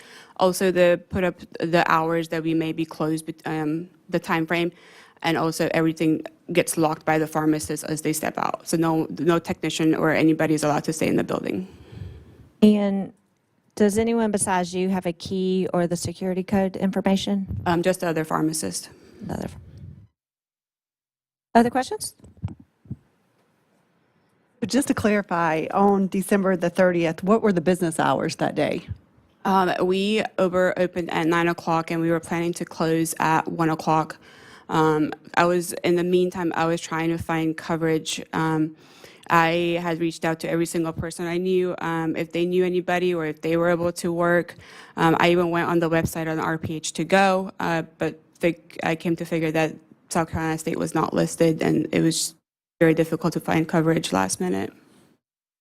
How many, were there other prescriptions that were picked up that day besides this one? That was the only medication that was dispensed, even though that should not have been, and no other prescriptions were filled, processed, or anything. So nothing was done. The pharmacist was strictly there to just put the sign on the door and just notify patients that we are closed. If they need the medication, as it was end of the year, they need to reach out to their doctor and have the medication sent to a different pharmacy so they can get it before the insurance coverage renewed at the beginning of the year. Who was that pharmacist to put the sign on the door? It was actually the technician that put the sign on the door on that Monday. The other one, I believe it's in your response on January 2025. Just help me understand, and maybe it's just long day and I'm not understanding correctly, but it looks like to address this situation regarding prescription dispense to the patient, the medication had already been fully checked, verified by me prior to leaving. I think that's in reference to your statement that you did it on the 27th. Item dispensed to the patient was a refrigerated medication. Such medications are labeled, stored in the fridge, accompanied by labeled bag in the will call bin. Technician retrieved the medication from the fridge, showed it to the pharmacist to confirm what was being dispensed, and then placed it in the bag. To me, based off of your account, that sounds like 2 different days. That was December 27th, Friday. So what happened on December 30th? December 30th, there was no pharmacist. Right. So that is when the actual giving to the patient occurred, correct? On the 30th? So there was another prescription that was also sold on that Friday. Got it. Yeah. So the technician that opened the pharmacy on the 30th when there was no pharmacist there, how long have they been working for you? We had just hired them the week before, so they were fairly new. And they had a set of keys and an alarm code? So the keys was given to them on that Friday to give to the pharmacist that was coming in. Did the pharmacist ever come in on that Friday to get those keys? So they were there for some time, yeah. But they never received the keys from the technician?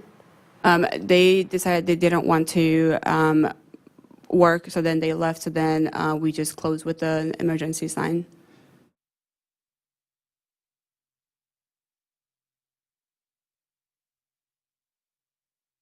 And that's why we didn't have the pharmacist that following week, because she was the one that was scheduled to work the whole week.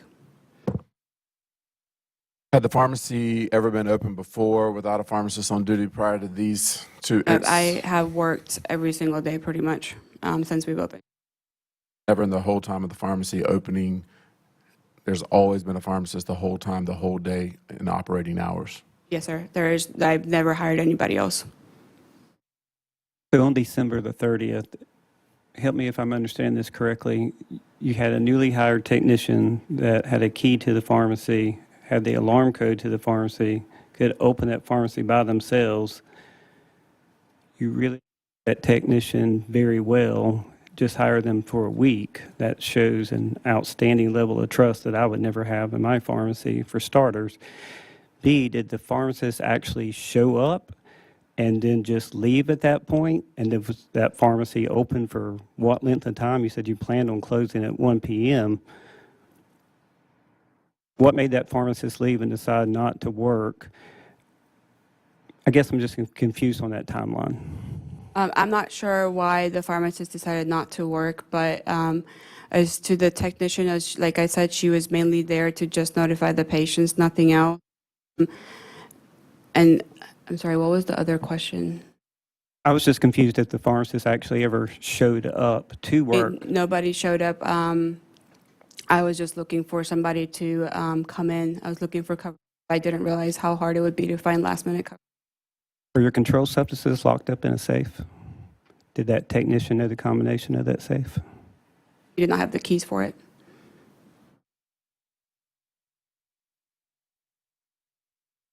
You were headed out of town on that Friday, and so you had a relief pharmacist scheduled for Monday who then did not. I guess explain that process to me a little bit more in terms of relief pharmacists. They didn't provide you any notification whatsoever that they weren't going to take your keys, and they weren't planning on being there on Monday. They had zero communication with you at all. They just told us they couldn't work, and that was it.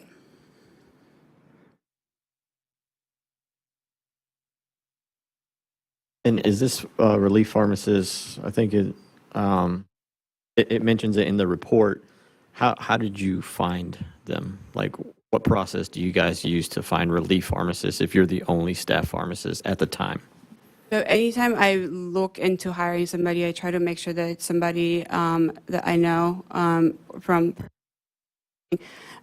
So she was an intern at Carolina Pharmacy when I was a pharmacy manager, and that she had trained under me for a month, and that's how I found her, because she was a licensed pharmacist at the time.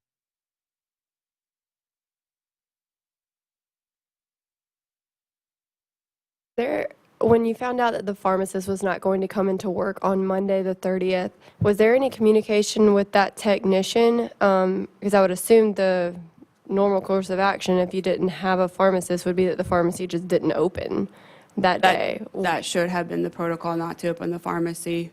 So was there any communication with the technician? The technician, yes, I told her that I was actively looking for the pharmacist to come in. I had mentioned that, not to do anything, just be in the front to notify the patients, not to do anything else. I had told her that, yes. But you were aware at that time that they did still, in fact, have the keys to the pharmacy? Okay. And you did tell them to open the pharmacy that day, to be there to tell patients? Okay. That's mainly not really a question. So in the event that no pharmacist was there and that technician who's brand new to you, so it's not too far, had they made an error, had they made a mistake, had they not verified some patient identifier and given the wrong medication, could have caused significant patient harm?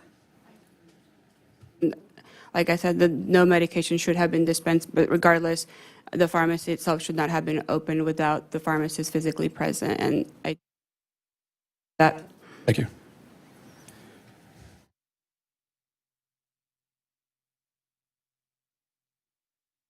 Other questions from board members? Was this technician registered with the board as a technician in the state of South Carolina at that time? Were they certified technician or registered, or do you know? Registered. Okay.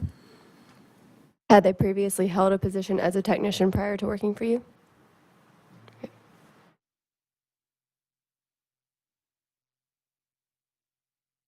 Okay. Ms. Smith, do you have a closing statement? I do not. Okay. Dr. Patel, do you have any closing statements or anything you would like us to know?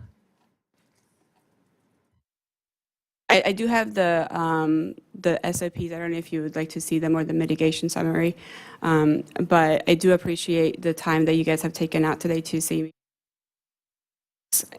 The hearing. I take full responsibility for the event that occurred on December 30th, as a pharmacist in charge should not have let anybody, like a technician, open the pharmacy without the pharmacist physically present, and to take full accountability for that failure. As I would kindly like to request a dismissal or a letter of caution, as this is my first offense, and ever since then, we've implemented strict protocol policies and protocols to ensure that this never happens again.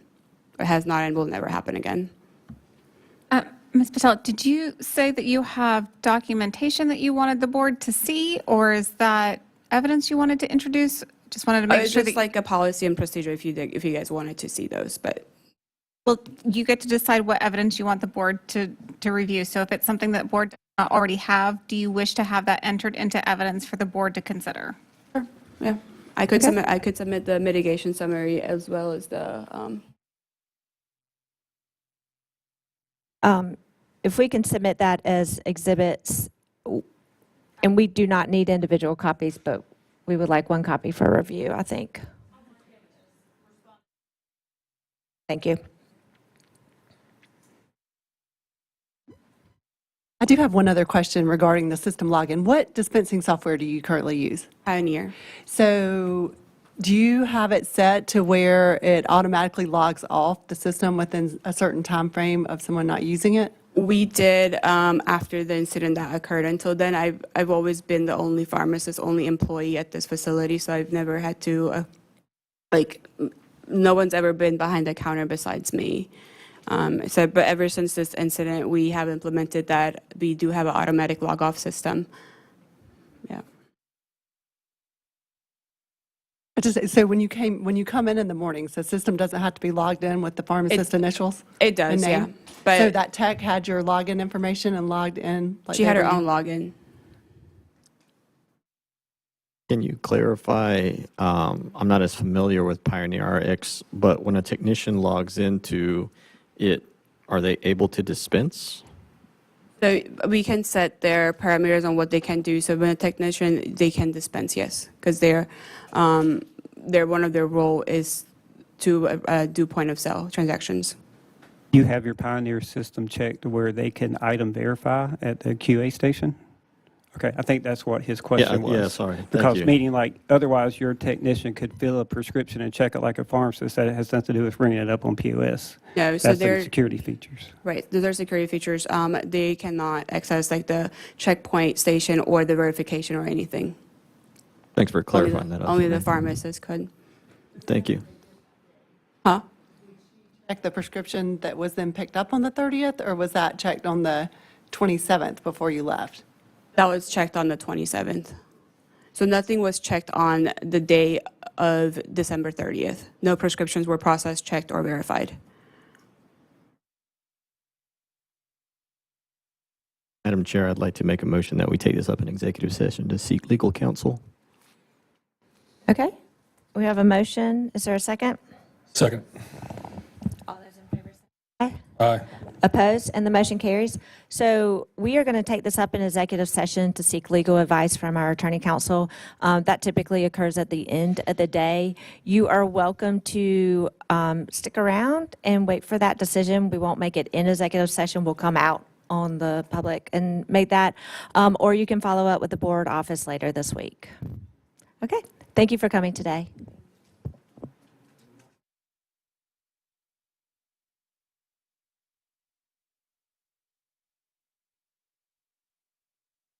Do we have any other matters with Ms. Smith? You're good for the day? Okay. I will take up agenda item 17B, request approval of non-resident pharmacy application, all family pharmacy.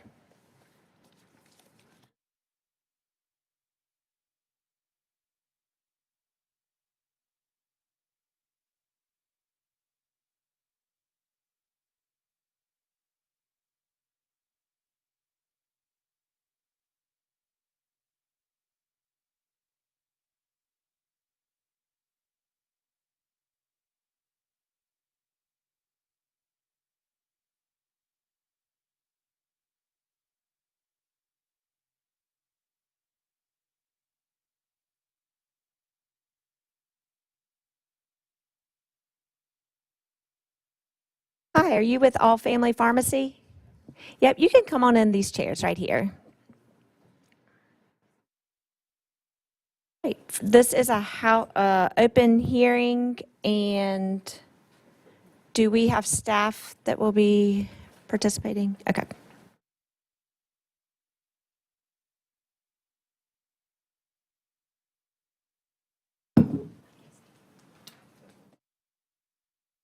All right, for orientation, we are reviewing agenda item 17B, request approval of non-resident pharmacy application, all family pharmacy. Good, good, okay. This hearing is called to order. This is the matter of all family pharmacy. The purpose of this hearing is to determine whether all family pharmacy's application for a non-resident pharmacy permit should be approved. Everyone is reminded that these proceedings are being recorded and that all witnesses must be sworn in before they testify. All remarks should be directed to the board. My name is Mary Douglas Smith. I am chair of the South Carolina Board of Pharmacy. The attorney assigned to advise us during this hearing is Carolyn Sutherland, Office of Advice Counsel with LLR. A quorum of the board is present. Do any of the board members have reason to recuse themselves from this matter? Okay, hearing none, we'll continue in accordance with the provisions of the South Carolina Administrative Procedures Act and the statutes and regulations of the South Carolina Board of Pharmacy. Ms. Young, had the board members received all family pharmacies' full application? Yes, they have. And did staff subpoena any other persons to be here today? No. Okay, and what questions did staff have concerning this application? All family pharmacies submitted an application for a non-resident pharmacy permit that was received on May 27th, 2025. A first deficiency email was sent to the representative for All Family Pharmacy on July 24th, 2025, after the initial review of the application, indicating the items that were still needed to complete the application. The applicant was notified on February 13th, 2026, that an appearance before the board was required. The applicant was provided a list of deficiencies and concerns with the notice of board appearance, and this has also been provided to the board in a document labeled deficiencies in your board material. I will summarize a few of these. The facility was previously permitted with the board on June 15th, 2022. But the permit lapsed June 30th of 2023. They reapplied in May 2025, but did not disclose that they were now engaged in non-sterile compounding or dispensing of kits in the facility business description. The facility's website allows customers to purchase prescription medications as well as emergency kits that include various drug products in varying quantities. Customers select items they want to purchase. They answer 5 medical questions, and then they enter payment information. The order is then sent to a prescriber for approval, and then prescriptions are sent to the pharmacy for fulfillment and dispensing. Other deficiencies and other observations were noted on the NABP Verified Pharmacy Program inspection from October 2025. We also noted deficiencies during application review relating to compounding record documentation, missing information on logs for equipment, refrigerator temperature and room temperature and humidity, missing information on patients' prescriptions, missing prescriber signatures on patients' prescriptions, e-scripts not containing the unique security identifiers. The applicant still has not provided an actual reprint or duplicate dispensed patient label for our review. Okay. And I neglected to do this before your presentation. Do you mind saying your name and title here? Sheila Young. I'm a pharmacist for review of non-resident applications. Okay, thank you. Who is here on behalf of the applicant? David McCary, the PIC at the pharmacy mentioned. And John Souflaris, a pharmacist who works at All Family Pharmacy. Okay, are you represented by counsel or attorney? No, ma'am. And you understand you have that right and you're waiving it? Yes, ma'am. Okay. At this time, if each of you will state your name for the record to our court reporter, and she'll swear you in. David McCary.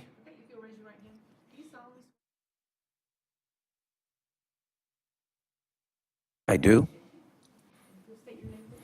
John Souflaris. I do. Okay. For either of you, is there anything you wish to tell us regarding your application? Sure, thank you. I first want to thank the board for allowing us the opportunity to be here today and to discuss the application and the previously stated documentations regarding our pharmacy and the application itself. The statements that were just read, we are in total agreement of the actions that were written down there, the missing parts, the deficiencies. However, since all that, I do believe that all that has been sent to you as the board members to show that all that has been either resolved, rectified, cleared up, straightened, to the point where it meets all the criteria and the credentials and the regulations set forth by the state of South Carolina. We do have, if anybody needs, we do have documentation of all those said issues that we brought with us, even though I know it should have been sent to you previously to us coming here today.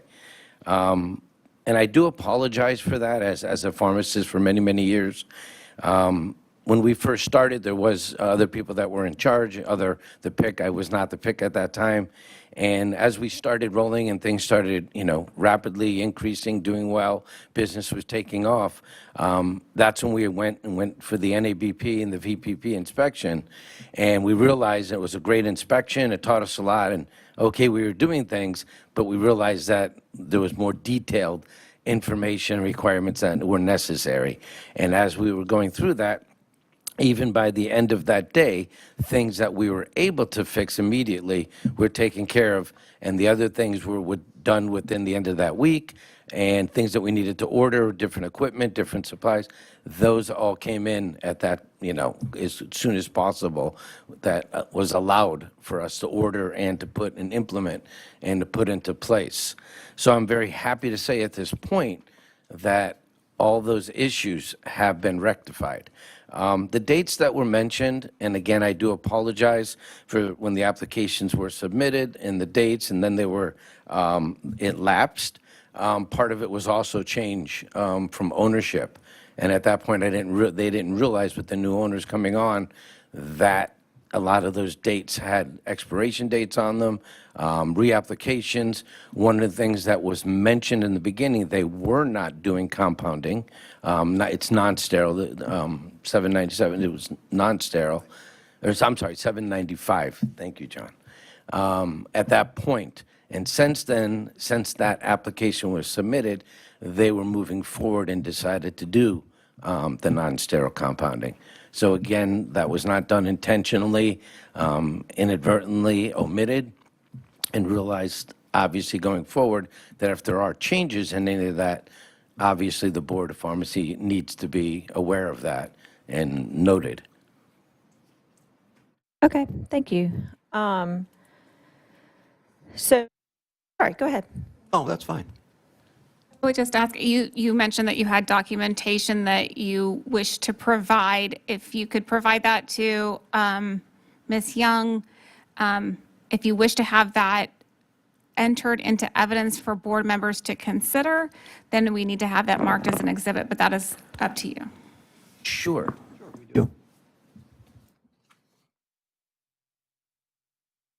Yeah, go ahead. members of the board, they submitted information that is already in your board book labeled number 3, deficiencies dash response, which may be what he is referencing that you sent. It is. I just wanted to be extra, On February cautious to bring it 23rd. with me in case you didn't see it or somebody here needed to see it physically. So, but you should have everything, what she's saying to if, It was previously submitted to board staff, and they have uploaded it for the board to see in the board meeting materials. It is email dated Monday, February 23rd, correct responses. Okay, yeah, I'll confirm that we do have that, correct. Okay, so it sounds like that from the date of your original application, there have been some changes. So can you clarify for me a description of your pharmacy, what services they provide, the organizational structure, and how you, where you have licenses in the U.S., and then how you acquire, market to potential patients and customers? Sure, thank you. It is a typical community pharmacy with prescriptions. I first want to mention we do not have any controlled substances. In all the states, we are, because you did ask how many states, we're 40, I want to say a little bit above 40 states that we are certified and licensed to dispense and mail prescriptions to those states. We have, again, no controlled substances. We have a standard, the regular facility that has been inspected, obviously, by the Florida Board of Pharmacy, which is where we're located. So we follow all the guidelines with that, first and foremost.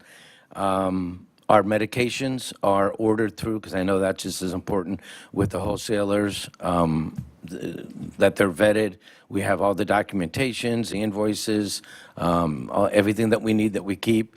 We keep all the files from, SOPs, policies and procedures, everything that needs that obviously is required by the Board of Pharmacies. We do marketing because it is a mail order pharmacy. We do market through a national blitz, if you will. We do on radio, local and national radio shows, announcements, advertisements. We actually had a recent one right now just with our logo to help get the name out. We're trying to get to the next level, if you will, at different events to market as regular advertising would be. All of our physicians are all licensed, registered, and they're all vetted. They are familiar with our process, and we discuss everything accordingly with them. One of the issues that was brought up that I'd like to explain in a little bit in better detail about the patients when they look in, okay, the website in the beginning when that was first brought on wasn't necessarily looked upon as being clarified with the patients what they needed to do to fill out the proper form, the proper information that's needed for a physician-patient relationship and for a pharmacist to be able to view everything. That has all been cleared, straightened up, and more to a professional format, if you will. Patients are not allowed, at one point they came out and we called them emergency kits, thinking if they needed different things, if they were traveling, or emergency for epinephrine and things like that. That has been totally changed, totally modified. Me coming in as the PIC realized, we want to make it a little bit more presentable, a little bit more professional, and, just make it more better professional appearance, if you will. So that has all been cleared up, straightened up, and a little bit more where patients can see, and the physician could go over and say, well, is there a reason why you need, these particular medications? Tell me about your history. Okay, you have allergy to bee stings or peanut allergies for your children. All that is discussed and all that is documented in the patient profiles. Before any medication is ever shipped out, the physician has the right when they're discussing to either feel comfortable, as a physician should within their line of duty, to be able to discuss with the patients and feel that is necessary and that is the proper protocol and procedure to prescribe those medications. And the physician has, obviously discussing it with the patients to reject or deny anything that they feel would not be appropriate for that particular patient's needs or request. We just try to make it, our motto is to make it convenient for patients. Unfortunately, as you can, well aware of, sometimes it's really difficult for patients with limitations, restricted from, their insurance or what have you. We try to make it very convenient and very easy and affordable as well, with the high cost of medications, for them to get their medications and their maintenance meds and any other meds that they may need that they regularly normally take. Macri, if I can ask a question to that point, you've mentioned a lot that you guys are trying to make it more professional, make the appearance look cleaner. At what point do you guys consider like patient safety, where it sounds like there was a setup where patients are dictating what medications they need, and you keep mentioning a doctor? Is this doctor employed by you guys? Are you guys next to a doctor's office? At the time, what was the intent where these prescriptions were going to get prescribed if there wasn't an existing patient-doctor relationship? Okay. The reason why I'm saying it, because part of your records are when you sent us the letter questioning that, and even during the VPP, NAVP inspection, we wanted to make sure, and I guess when it was put together on the website, the people that we hired to do the IT stuff of the website didn't put it in the proper way. It wasn't placed, it wasn't put on the website.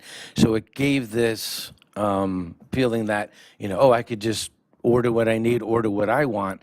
And instead, it's the other way around. The physician needs to, just like we all do when we walk into any physician's office or telemedicine, you need to tell what your signs and symptoms and your ailments are, and your disease states and your allergies. And at that point, the physician will decide what would be the best course and safe treatment. So I think we needed to clear that up because it wasn't presented that way properly. So is that set up like a telehealth? Well, we do. We have physicians that are not on site. They are, we have more than one physician. We have, I think at this point, 5, 6 at this point, and we're actually interviewing more because we've grown, so much at this point. But they do this through the telehealth. We don't have people, because obviously coming from all different states, to be able to walk in, it would not be feasible for our concept, if you will, for the pharmacy. So everything is done through the telehealth. Now, we also, being that, we're a licensed, regulated, normal pharmacy, a lot of physicians, if they would electronically send prescriptions, they can call in prescriptions like you would to any pharmacy. We could certainly accept them even from their own physician if the patient feels more comfortable using us and it saves them, financially, it's a benefit for them. So we certainly could take any physicians as long as they're, have that patient-physician relationship previously with them and not using any of our physicians on staff. Is there shared ownership between the physicians? I'm sorry? Do the physicians own any part of your pharmacy? Your Not company, at all. or vice versa? Not at all. 0.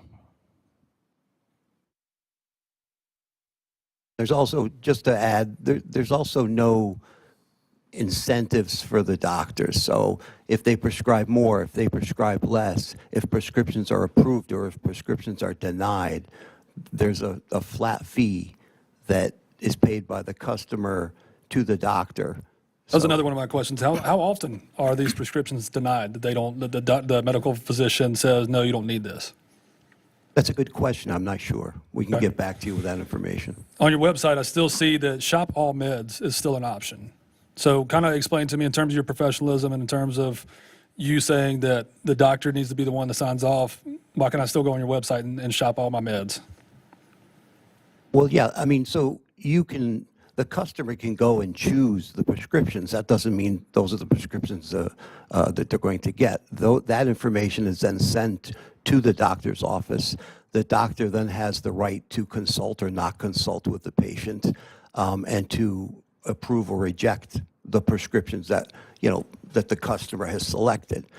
And that's what I was asking in terms of how often are those that the customers select denied? Right, and that information I don't have for you. I can get back to you with that information. Absolutely. If we capture that, sure. Is there ever a time where a patient would select medications that would be forwarded to the doctor that they would just approve without any sort of consultation or evaluation of the patient? No. And how do you know that? As a doctor, we have records stating that when the physician talks with the patients, they put the notes, whatever they need to do, that everything, and even when it comes to me to verify, the pharmacist, to verify, we see that what was discussed or what issues, concerns that they had with the prescriptions during that consultation, during the consultation. Just to clarify, the prescriptions may be initiated, or I guess the request may be initiated through your website, but there is still a patient-doctor interaction, appointment, if you will, evaluation that would then result in whether or not they approved, partially approved, or denied all said prescriptions. And then all of that info would be forwarded to y'all for verification before dispensing. Correct, correct. Now, just to also piggyback on that, so they may want, looking for an anti-inflammatory. They may need an antibiotic for a particular reason. And all of a sudden, if the physician noticed something or felt uncomfortable, they can still dispense one and deny, and it'll say on there, denied, right on our sheet, our dispensing sheet and the verification sheet, where that's what was discussed, and the patient would have checked it, interested in discussing it, but it shows that it was denied. So we do go through each medication, so to see if it would qualify for the physician to feel comfortable not dispensing any of it. Is this a technology or software that your pharmacy developed, or how are y'all getting this information? Because that's not a typical e-scribe, I would imagine. Right, it was developed in-house, but one of the owners is kind of an IT guru and developed a lot of the proprietary software in-house. Yeah. Do we have any examples of those prescriptions in our or in our board book that we could look at? Curiosity, I didn't see one personally, but I didn't know if we had one. If not, we could provide.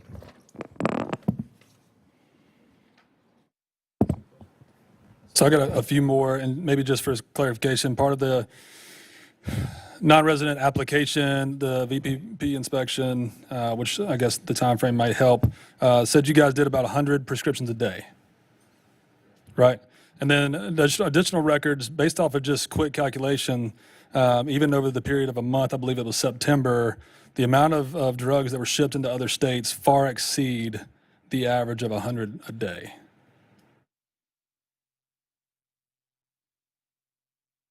What date did you say that we said it was averaging 100? So it was the month of September of 2025. Okay.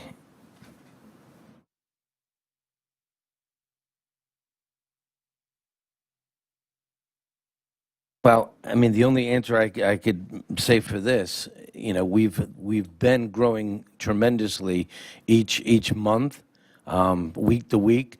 We have different things that we try to help for promotions. Like I said, we're doing radio blitzes, marketing blitzes in the area, going to different conferences, health fairs. So depending on that, just to see our results and how successful. Obviously, we're going to see a big surge soon thereafter when we go to a big community or a big event, and patients are hearing about us. We're passing out our cards, and all of a sudden, within the next week or so, it's doubled just within a week or two thereafter, based on that, because some of the conventions and conferences that we go to, there's hundreds and hundreds of people, and especially South Florida, we have a lot of health fairs, and we're really doing some major advertising blitzes to really help promote our pharmacy. That's the only answer. I mean, I wish I had a better, more definitive if this isn't helping, but the numbers vary. I mean, unfortunately, this past week, it went back down a little bit for whatever reason. So, it varies just like, many other pharmacies, even the big box chain store. It's going to vary from week to week depending on, whatever particular reason or cold and flu season. And I understand all that. I was just making sure. You mentioned one thing, and their inspection said something different. So in terms of what was being shipped out, I feel like that when the inspection happened, you would have known that data. So that's the only reason I brought that up. In terms of, you made a mention of no controlled substances, yet you have a DEA permit. Correct. Why? That was just from the original pharmacy. Okay. Yeah. So do you guys have, I believe it said in the VPP inspection, you have controlled substance inventories? Yes, and many, many states, I'm not sure about South Carolina, which I will find out before, but each state does require us, even the exemption, you still have to fill out, even if it's a big zero, they need to see it being submitted. I know some states also require, if you need to have an exemption, you need to fill out a specific exemption for that, but they want to make sure, even though you have that you're not dispensing it. So we do follow up with that, yes. Okay, good answer. And then do you plan on renewing that? Yes. Okay. And yeah. Why? Why? Because we just don't know what the future is. And I'll be honest with you too, they're difficult. It's especially if you let go, then you want to reapply. We just feel to lose that at this point in time. Why give up something not knowing what's going to happen? We have no intention, as the PIC right now, a controlled substance DEA license. And your website also says hormone, that you do hormone therapy. So that includes no controlled substances. Correct, no. The only thing that, if you look on it, would probably consist of, technically and professionally, the estradiol patches and things like that are non-control. Yeah. Are you currently compounding anything that is commercially available? No.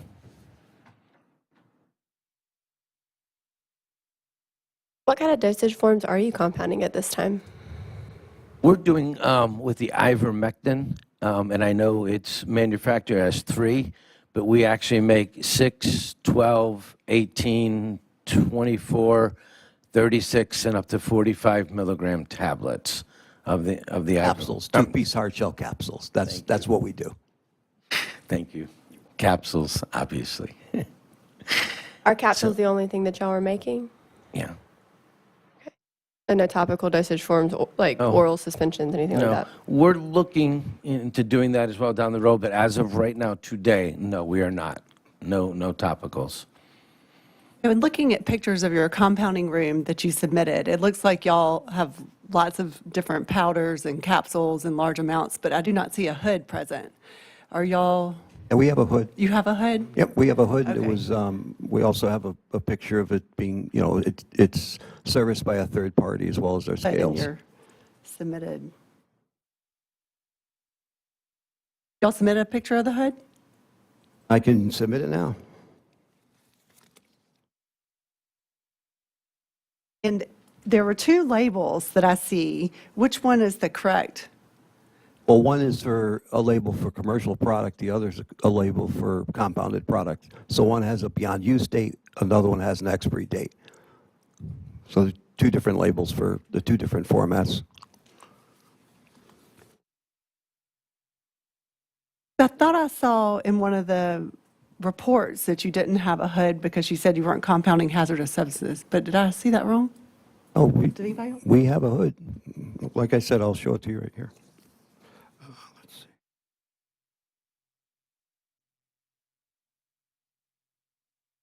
Madam Chair, members of the board, so the question about scripts being provided. So 2 documents or 2 files in your materials. One is labeled scripts, SCRIPTS, period, PDF, and then another is scripts, parentheses, 02, PDF. So those should be available in your board book. Those are the prescriptions that were submitted with the application. And then to the previous response document, the email is labeled as deficiencies-response. And then a separate document that was included is South Carolina response, that is O2 South Carolina response, just to be sure that all of the information that they submitted. And I did see those two documents labeled scripts, but they didn't meet, or I guess reflect what he was describing as being like where it's basically like a chart note, like this is what the consultation said, this is what the doctor denied or approved, or I didn't know if we had an example of that.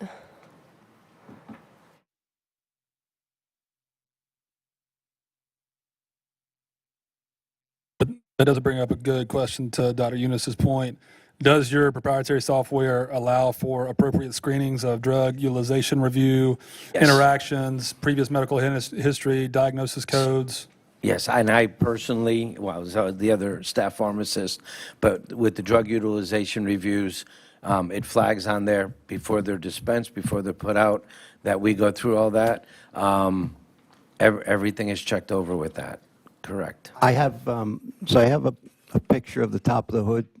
I also have a picture of, or examples of a DUR review, as well as I wanted to give you an example of the medical intake questionnaire as well, because on the original deficiency notice, there were, it mentioned 5 questions that were answered. It's much more exhaustive than that, so. If you could show whatever documentation you have to Ms. Young. As you can imagine, there are thousands of documents per applicant that our board looks through. We want to make sure that we give you every opportunity to present the evidence that you want the board to review. Just to verify, we don't already have that in our materials, Ms. Young, and then if not, would you like that marked as an exhibit for the board to consider? Sure. Yes, and thanks for the opportunity. Appreciate it. But yeah, I can get with Ms. Young. Do I do that now, or? Okay, sure.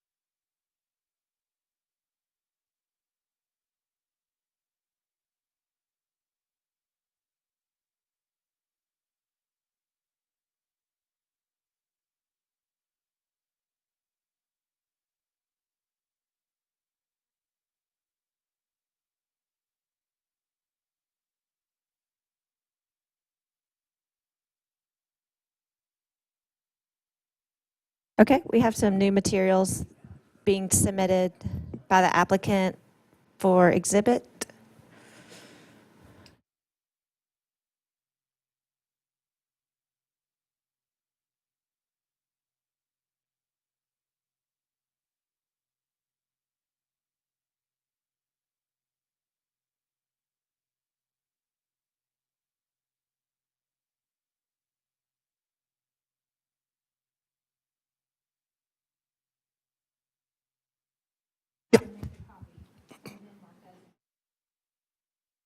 Okay, so we will work on bringing in that exhibit. I had a few questions related to non-sterile compounding. So can you tell me what is compounded at your facility?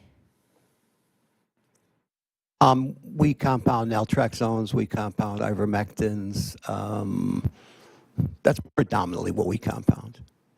Okay, and then And I'm sorry to interrupt. As I said, 2-piece hard shell capsules, just to clarify from earlier. Okay, and I'm looking at the competency records. So Dr. McCary, you're the PIC, are you the one that signs off on personnel on their training and competency? Yes, ma'am. Okay, and what's your background in education in non-sterile compounding? I have nothing in the sense of specialty or any special certification for it other than just my regular pharmacy license. But this is the exact reason why I have my associate here with me today, because he does have the expertise and background and extensive experience with compounding to help me. But I will always verify, check everything after he goes through his initial verification and checking all, for me to sign off that it was done and done properly. So he serves as your subject matter expert on that? Yes, ma'am. And that's Okay. why he's here with me today. Okay, and then what's your training and experience in non-sterile compounding? So I have 15 years' experience in manufacturing and development. I have 20 years retail experience, and I have several years of compounding experience as well. Okay, and have you ever done a formalized training program such as PCCA or another entity? Oh, you mean in compounding? I have not, no. Okay, and then if I look at Dr. McCary's compounding proficiency record sheet,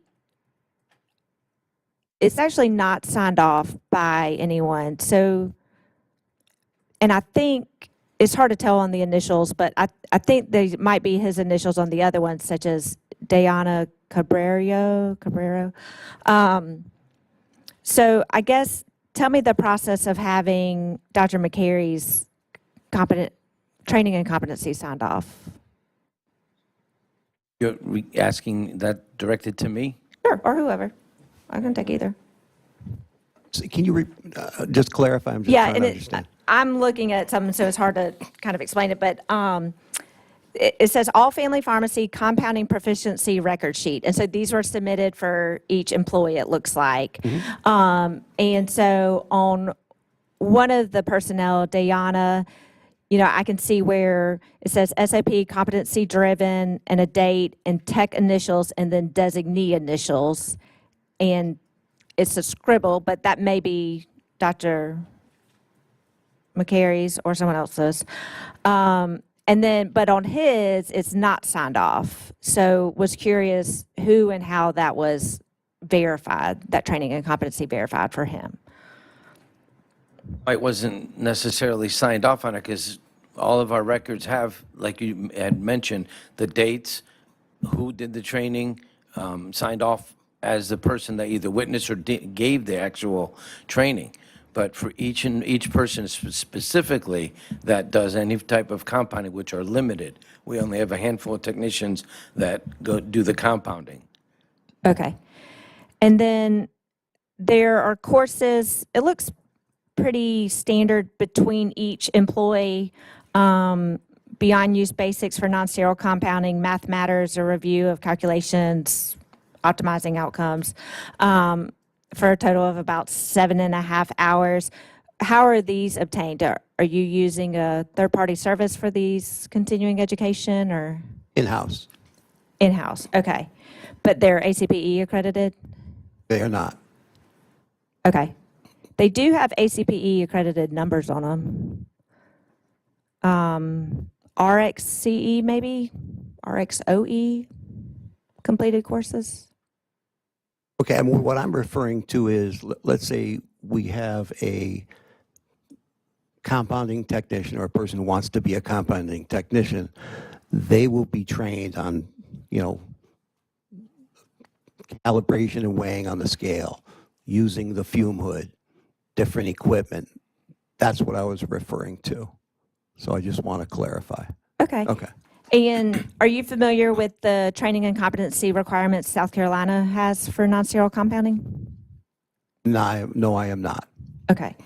And then on your website, one of the products available is NAD plus injection. Is that currently available from your pharmacy?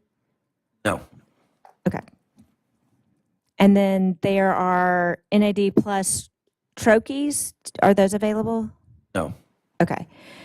And then there are some other compounded capsules, methylene blue. Is that one?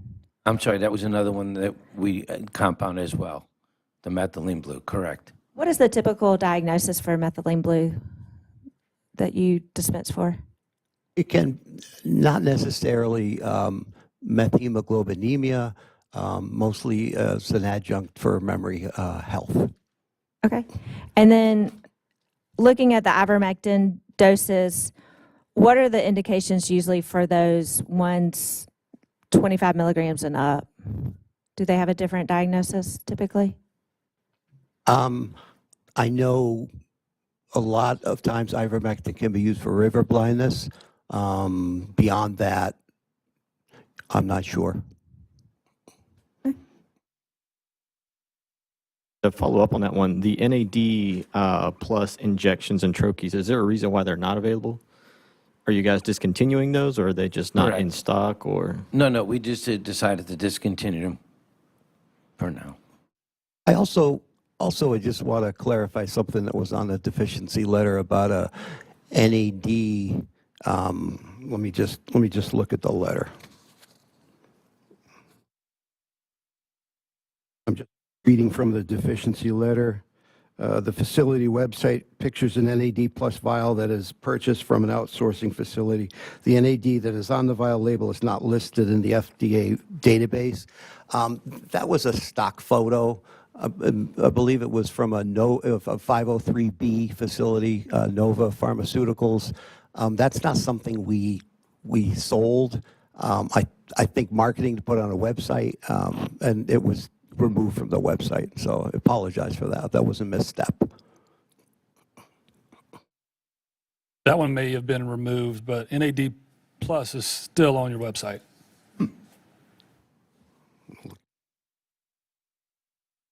And just to clarify, y'all were getting that from like an outsourcing facility and dispensing it? Yes. From It wasn't something y'all were making? No.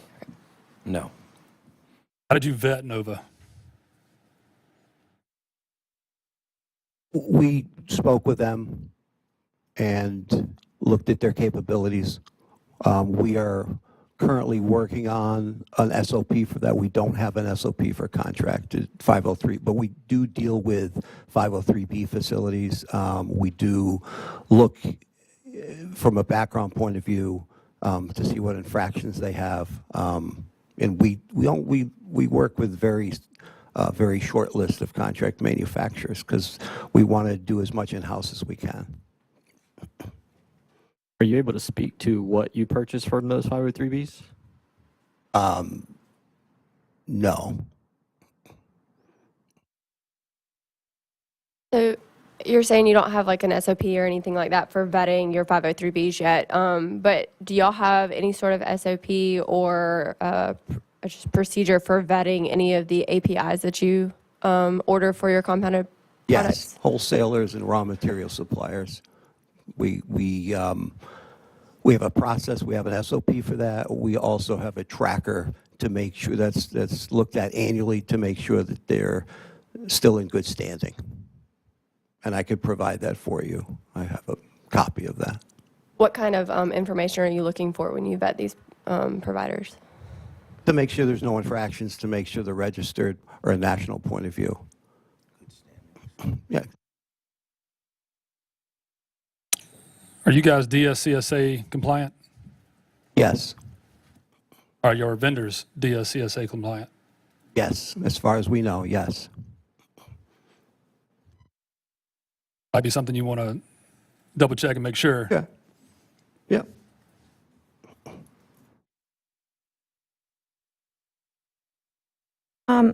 I had a question on one of these materials on a DUR review. So it looks like screenshots where it shows pharmacist decision. A decision says bypass DUR reject 2.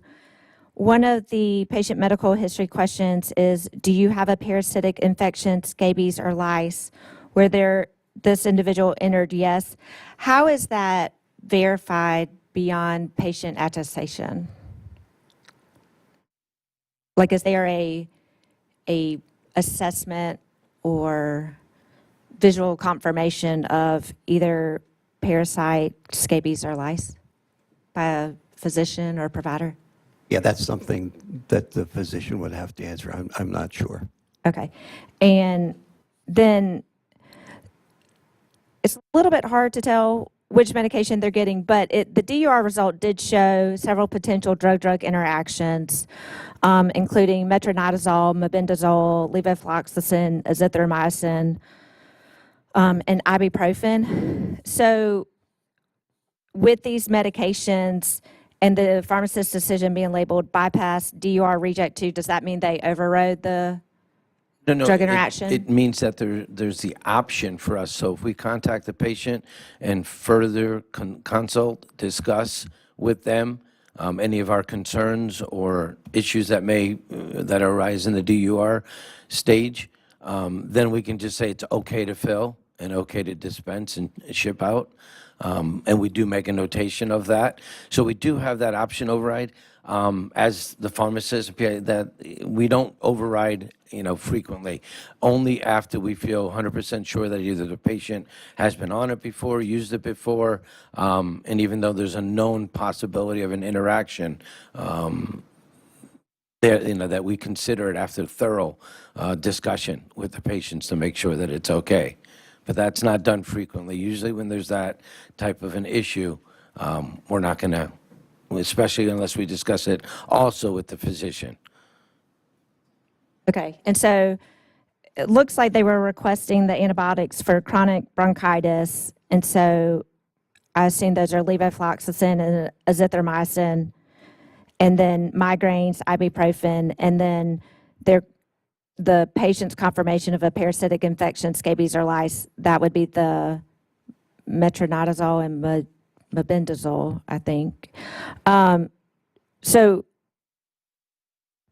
as flagged as a major drug interaction, do you have any knowledge if this was dispensed that way, like in these combinations? I don't know. I'd have to look at the patient specifically at their profile, their chart, to see what was noted, if that was sent out as that, or just partial some, or the complete order not sent. That I do not know at this point. Okay. And then another one we received was about the patient reports medical conditions of a recurrence of ovarian cancer, would like to try ivermectin, mebendazole, and methylene blue as part of a protocol. Is that a protocol advertised by your physicians? It's something that one of our physicians has been doing an extensive clinic and research that he's actually doing with it. So he has a specific protocol and does extremely,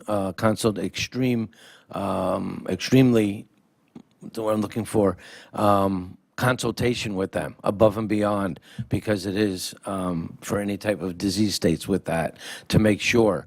And he goes over that thoroughly with them, and he's been working with this for many, many years. And we feel very comfortable and confident in working with him. We've had no issues, no problems, and the patients have had some great, great results with that. But we continue to monitor it carefully. Okay, and so this one was flagged because it was a major interaction because the patient reported being on paroxetine, which interacted with methylene blue. Do you know if that would be one that you would override? I would not override that. Okay. And then, since you are compounding, doing non-sterile compounding, how do you handle recalls?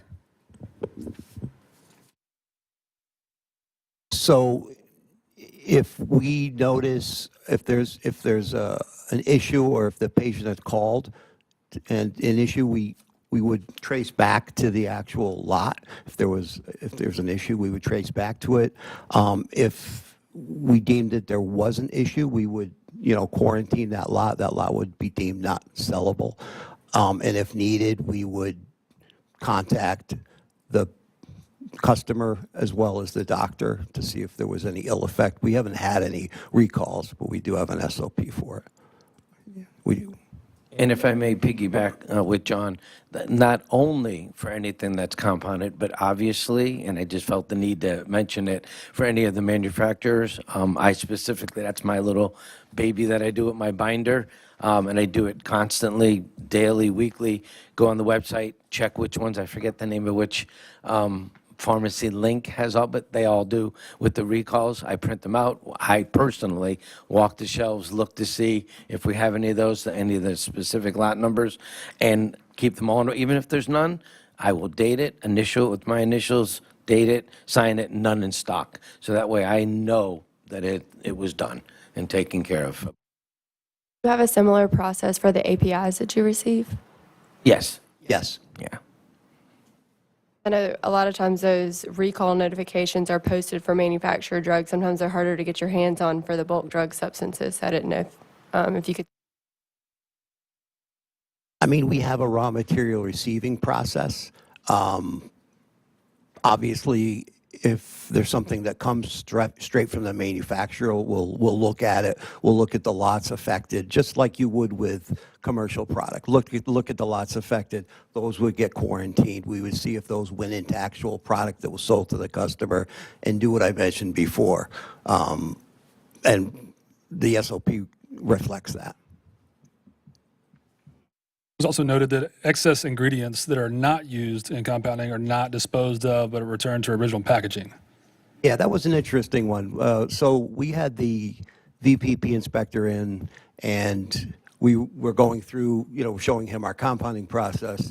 There was some excess product. He says, okay, what do you do with the excess product? And at the time, because we're doing one lot at a time, because we're weighing one powder at a time, we mentioned that we put it back in, and he said, no, don't do that, And so we stopped. So we don't do that. Any excess material and it's essentially in the weighing process. So any additional material that's spilt or not used gets disposed. It doesn't get put back in. Disposed how? It gets sectioned off and put in a bag. What do you do with the bag? We have it not destroyed. We have what's called like a reverse distribution process. Okay, because I believe that was also leads to my next question, which at the time there was report that you had never used a reverse distributor or didn't have one. We do have a reverse distributor. When did that start? Actually, during the inspection, we had a reverse distributor.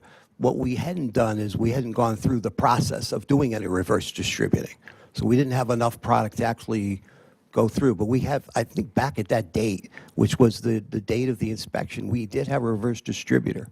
And I could go back and get my, the invoice for that, because we did have that. I think you're right. I think maybe my question may be better suited. So you'd never used it. Is that accurate? Correct. We had no paperwork So to based show off him. of the entire time your pharmacy's been open, no tablet had been adulterated, no compound had been adulterated, no spillage had been collected. You hadn't sent any of that stuff back. What did you do with it? No, we have it quarantined in a bag. There's just not enough of it to dispose of. And the same thing with the manufacturers, bottles and medications that come in directly from the wholesalers, from the manufacturers. We just didn't have enough of it, so we quarantined, put it in a box, labeled as such, expired meds, do not use, and they're locked up. And we just didn't have, there was, a couple dozen bottles in there, but to have somebody come out and do all that, we were waiting until we had a little bit more. And the fact that we were fairly new, within a few years, now we've been open for 5 or 10 years, to accumulate that much so quickly. I guess that's kind of my point with DSCSA, that if you weren't sending that stuff back and there's no accountability in regards to, what, if I needed that product and I know it expired 2 or 3 months ago, but there's no system or process in place or SOP, other than just, your good word, what evidence can you offer that you didn't go pull that product and use it in an expired manner?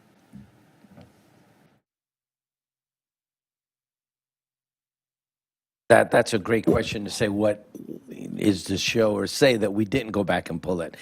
But I guess professionally speaking, that's not a form of a practice that any good professional pharmacist would do. I would hope not. But again, so the SOP, and that's why those things matter, right? Yeah, correct. And we are having all that. That's what I'm saying from the very beginning when I first spoke, saying a lot of this that was mentioned when the VPP inspection went and all this stuff that it brought forth, we have corrected. And some of it was done that by the end of that day, by the end of that week, or as soon as possible if we had to order certain things, certain devices or equipment to monitor.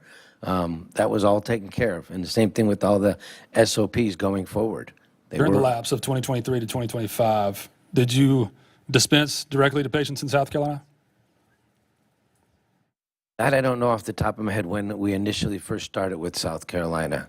And again, I wasn't the pick back then in 2023, so I really, to be fair to me, I don't know that, and I don't have that answer. Are you doing any kind of kits? So I see in your deficiencies email, you're no longer doing the bunker bundle. No.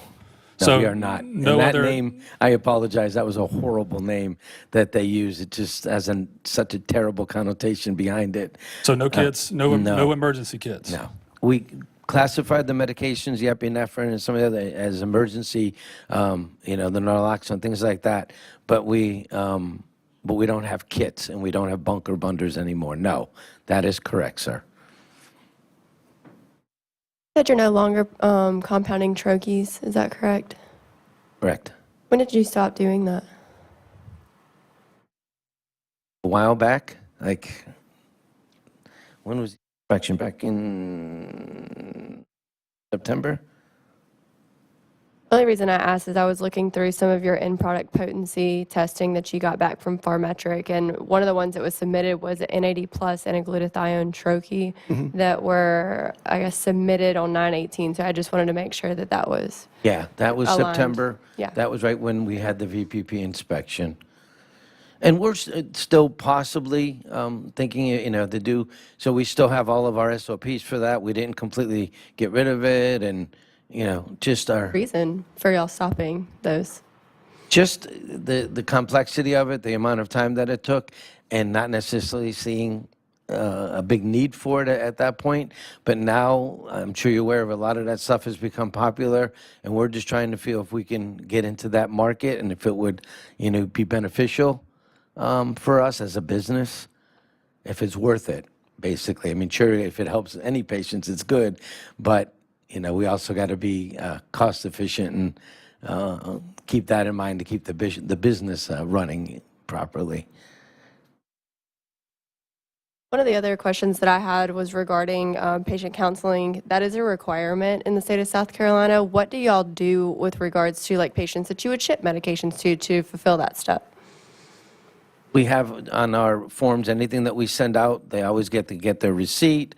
They get all the monographs for the patients. Every single drug has, which was required, the monograph as well. And we have our hours posted. We have a number listed on there, address, phone number of the pharmacy, and saying, any questions, concerns, please feel free to contact us for consultation. Any questions? Y'all don't proactively reach out necessarily. It's more of if they have questions, they contact you. I wouldn't necessarily know. I make some phone calls to patients that I'm not sure why or why they're asking this. And again, as we discussed before, during the DUR question, no, there's times that I initiate it as well, or my staff, if we're not sure, to find out why, what's their need, what's their concern, that they would want such a product, or, this and that, mixed together, whatever, why they need that. So we do. And we also want to make sure with certain medications too, as we all know as pharmacists, that not to take this, if you're doing this with this, you need to be very, very careful. The metronidazole, with alcohol, things like that. Even though we had the auxiliary labels on all of our medications, that's one that sometimes unfortunately gets overlooked and doesn't get read properly. So, accordingly. Have any intentions at this time of adding any sort of sterile compounding to your facility? Not anytime in the near future. Okay. Have to crawl so you can walk, you have to walk so you can run. No, we're not even near there. Yeah, we need to perfect what we're doing here at this point with everything. As you can tell with your questions and how far we've already come from the VPP inspection in September till now was a huge, big jump for us. So steril's a whole new ball game. That's way, way, way down the road if we get to that point. But thank you.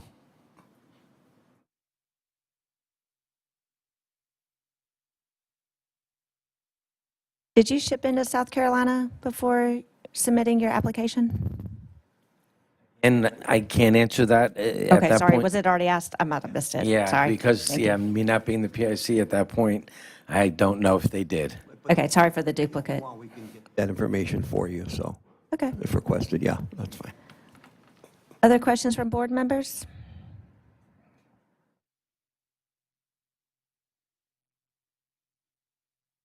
Last one, I think. Also on your website, it says peptides. So we've already talked about NAD+. What other peptides are you marketing?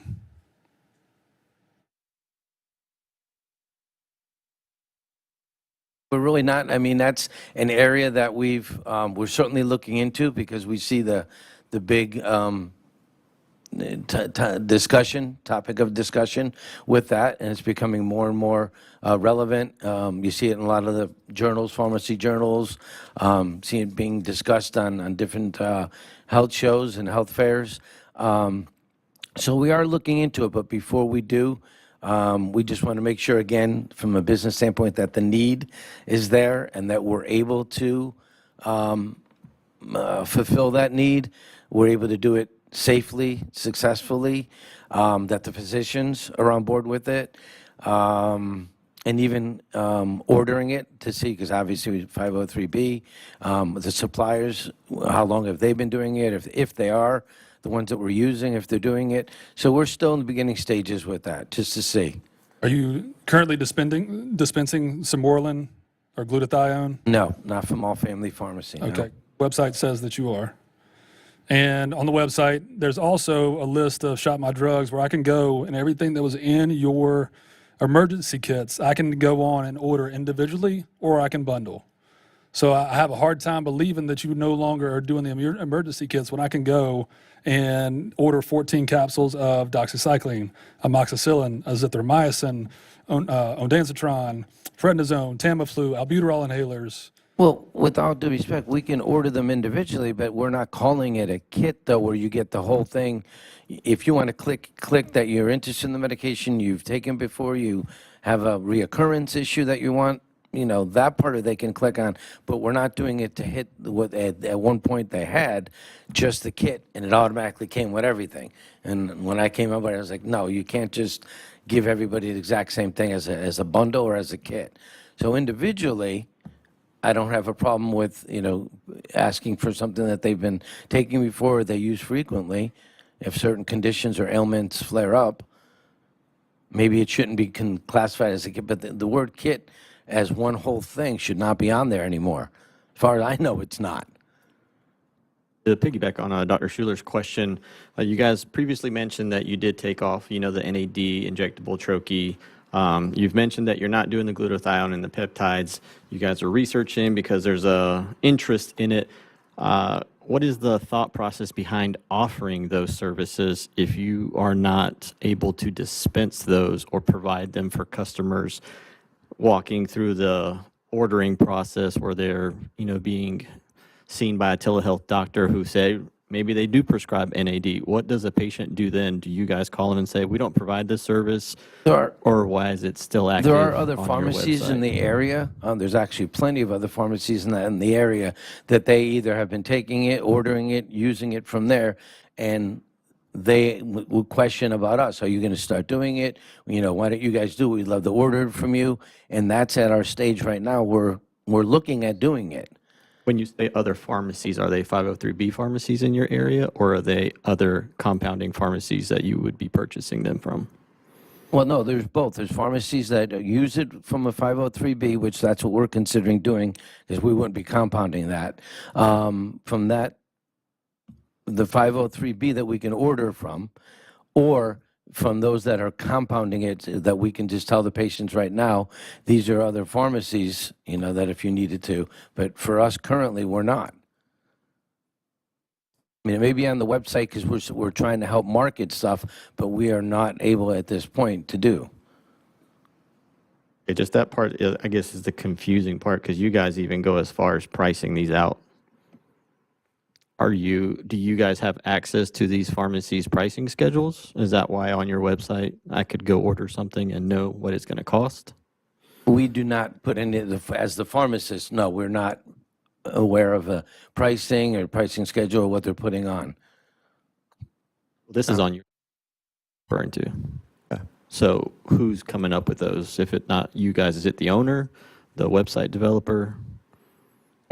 Obviously, it's either one of those two, whether it be the owner working with the website or if they're putting that on there prematurely. Thank you. Further questions for the applicants or Ms. Young?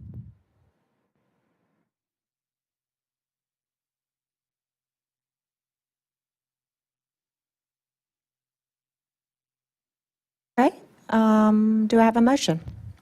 Madam Chairwoman, I'd like to make a motion that we take this up in executive session to discuss legal counsel. Second. Okay, I have a motion and a second to take this up in executive session to discuss with our attorney. Just us, right? Okay. All those in favor say aye. Aye. Opposed? And the motion carries. So what we will do is, we've got all the materials for your case. We will take this up in executive session at the end of the day with a couple other matters that we have in executive session. You're welcome to stick around. We won't make any decisions while in executive session. We'll come back out on the public forum to make those, or you are free to leave and follow up with the board office later this week. Okay.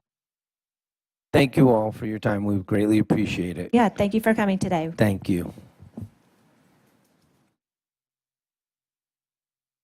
As I look on my agenda, I will just double check 14A, request approval of pharmacy technician application.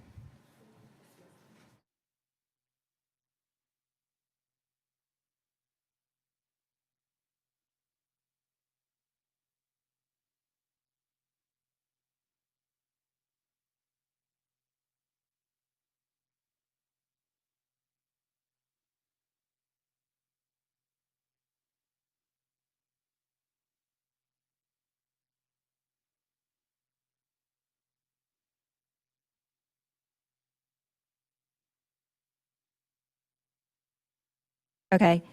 Anybody, and no one for public comment? Okay. And go ahead. Oh, do you know my next question? Virginia Wetzel may be available if you would like for me to see if she can do an update. It's your, If she is willing to come down and present that at 4, we will love to take her. And we will take a stretch, drink, bathroom break until 4. And if not, we'll go into executive session.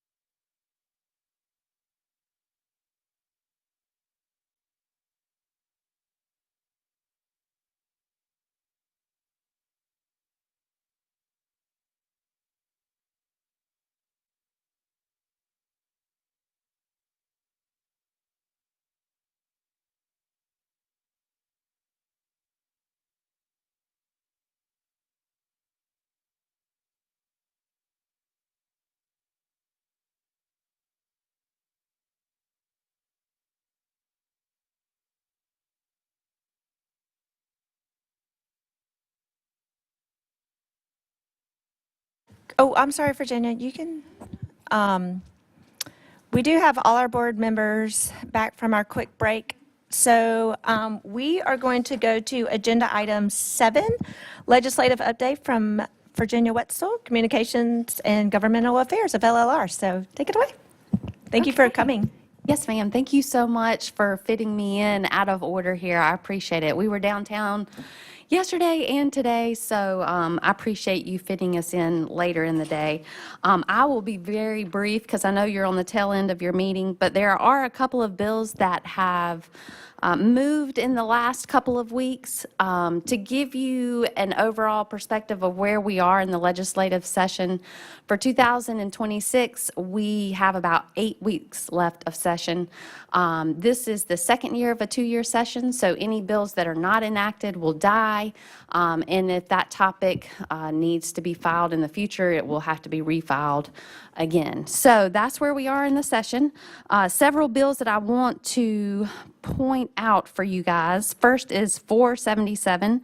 This deals with the dispensing of contraceptives, and I know that I have presented to you guys before about this bill. I wanted to let you know that the House did amend the bill to require that the patient be 18 years of age or older, and those that are under 18 also be emancipated. So when that bill was sent back to the Senate, it is a Senate bill, the Senate non-concurred in that amendment. So at this point, both bodies will have to agree to assign conferees to this bill, and that conference committee will have to choose between the House or Senate version. So that's where we are with that bill. Collaborative practice agreements, that's Senate Bill 449, that's Senator Verdin's bill. That bill was up actually 2 or 3 weeks ago, and the House 3M subcommittee amended the bill to add a test and treat component. It would allow a pharmacist to use a CLIA-waived point-of-care test and then initiate treatment under a joint protocol approved by both the BME and the Board of Pharmacy. The conditions subject to these provisions would be COVID, influenza, strep, and any other conditions as deemed necessary by both boards. So I do want to point out that the joint protocol that's tied to this particular amendment would have to be issued within 90 days of the effective date of the act. So that's a pretty quick turnaround, and I know you guys have a lot on your plate, and I just wanted to make sure you had that in the back of your mind in case this bill does pass. That is a Senate bill that is on the House side. It passed that subcommittee and is actually up next Tuesday in the full committee for 3M. So, and I'll make sure to send that notice out for times and what meeting rooms it'll be in and that type of thing. The last bill that was brought up in the actual same subcommittee was ivermectin. The bill is House Bill 4042, and it would make ivermectin tablets available to the public for over-the-counter purchases without a prescription or order or consultation with a pharmacist or healthcare professional. That bill was also amended to require that the Board of Pharmacy establish standard procedures for dispensing ivermectin. I cannot recall exactly. I have to always point over here to Casey because she's a wealth of knowledge and has been so supportive to our team this year from a legislative standpoint. But I do think it was a quick turnaround to create those procedures. I've not seen the amendment, but it did get approved and is on its way to full committee. It's not in the full committee on Tuesday, though, which I thought was interesting. Virginia, can you, so dispensing is specifically defined in the Practice Act. So did they allude in their conversations as to how, like, the standard procedures would, if they're taking it and putting it over the counter, then how would they expect the Board of Pharmacy to follow, presumably, the Practice Act in that definition of dispensing to come up with procedures? Like, Did they talk about that? I totally understand your question. There was a lot of, not a lot of testimony, but a lot of discussion on this bill, which is probably why it's not landing on a full committee agenda, because that does seem to somewhat contradict itself. And I can't speak to the specifics. I haven't seen the amendment itself or the language of the amendment, but once we get our hands on it, that may help answer some of your questions. So I'm sorry, I'm not able to address that. Sometimes you hear things in person that perhaps is not stated in text, so. Understood. Yes, ma'am. Thank you. Another bill that I want to bring to your attention that impacts all of our boards here at LLR is 3021. It is a deregulation bill. It is a House bill, and there's also a companion bill 254 that's sponsored by Senator Davis. Both of these bills have been on the Senate Judiciary Subcommittee's calendar 4 times now, and I hope I'm quoting that correctly, but tomorrow will be a 5th hearing. To date, several professions have come forward asking to be carved out of this bill. And to back up a little bit, the whole intent of the bill is to reduce regulations by 25%. There's several different mechanisms in place to do that. First of all, every bill would have to be reapproved by the every regulation would have to be reapproved by the General Assembly prior to a sunset date. If not reapproved, that regulation will fall off the books.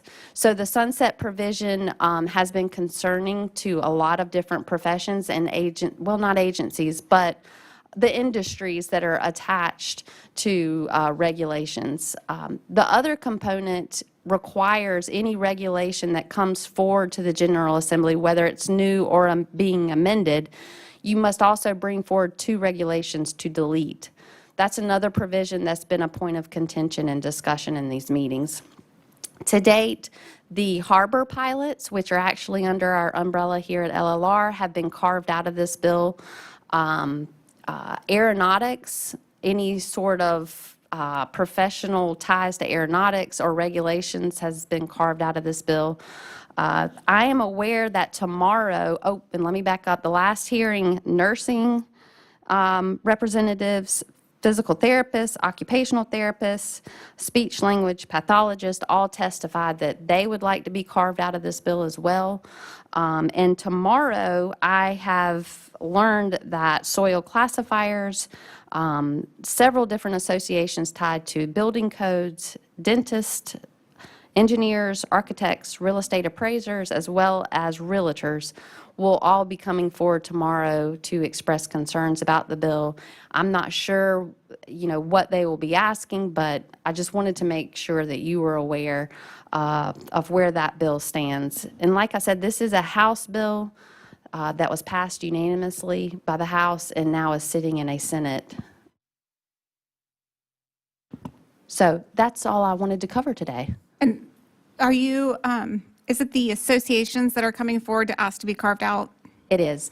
All to date, it's associations. We have one board of engineering, or one board here that is actually appearing tomorrow and speaking out against the bill.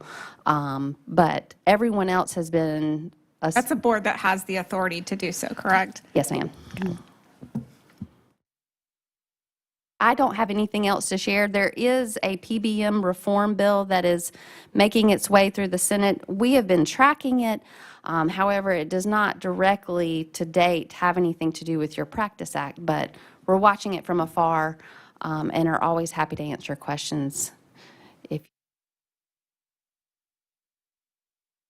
What questions do board members have on this report?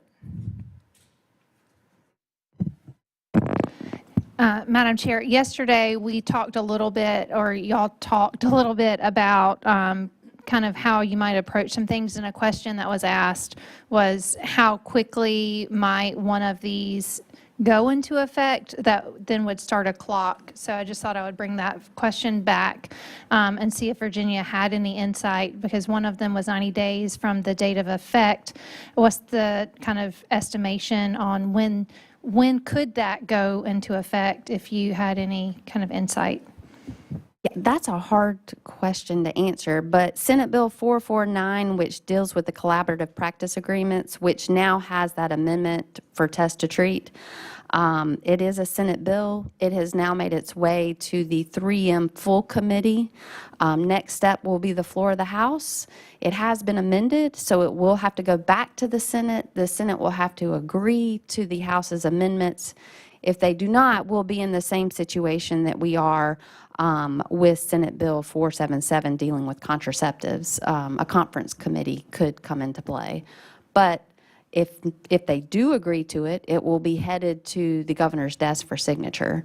So, And conference committees typically happen in the summer after the last day of legislative session? they can happen at any point in the Okay. session. Oftentimes, the budget tends to be a placeholder and take up a lot of both bodies' time. So they will oftentimes build in bills that are awaiting conference into the sine die resolution to allow them to take it up in the event they aren't able to squeeze it into their normal session dates. So anywhere between April and September? yes, ma'am. Yep. Yes, ma'am. Okay. And thank you for advocating for us to have a little more time on that. I was able to watch that testimony, and it is appreciated. Yes, ma'am. But I that wasn't effort was there. aware at the time that they were confining it to just a few different conditions. We were under the impression it was all CLIA wave tests. So Yeah. that was a little bit alarming and would be a huge lift for you guys. But it does appear to be refined down to just a few. Okay. Yeah. That helps too. Other questions? I wanted to say thank you for explaining all of this to us and keeping us up to date with this information. You're always very concise, and I really appreciate it. Well, thanks. I appreciate that. We're here for y'all, so call us if you have any other questions. All right. We'll let you get back to work. Thank There- you. I got one, real quick. sorry. I don't know if you know, with regard to the CPA, we talked about it a little bit yesterday.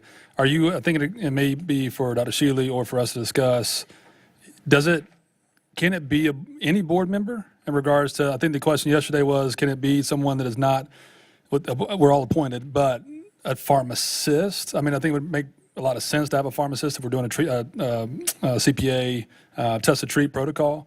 But in terms of, Mrs. Black or Joe, do you know if there's any stipulations on that? Don't. I might have to lean on Casey over here if she has any thoughts on that. I think the question was, does the language specify that it, kind of like our joint vaccine protocol committee is specified, that it's a committee with appointed members from these groups, or is it more of just the boards to do and they will determine? And then if there's any distinction on how the boards might do it, or any kind of preference or guidance on how the boards have to take it up and conduct that business, or if it's up to them to decide. And could they delegate it outside of the board? There. Dana, I'm sorry. No, her English is a lot better than mine.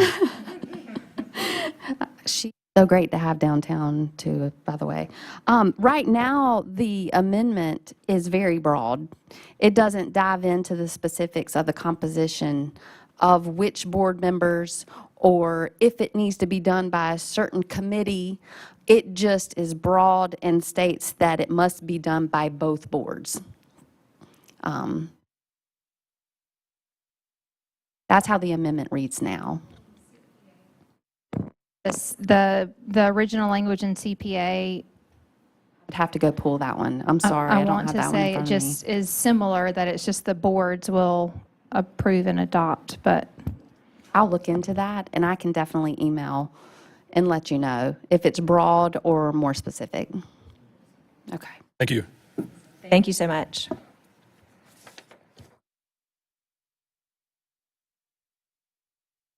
I will entertain any motions from board members.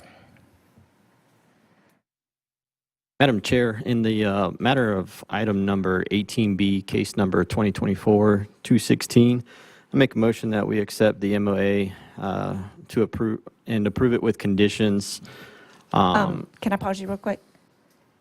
Would there be any reason for that to be enclosed?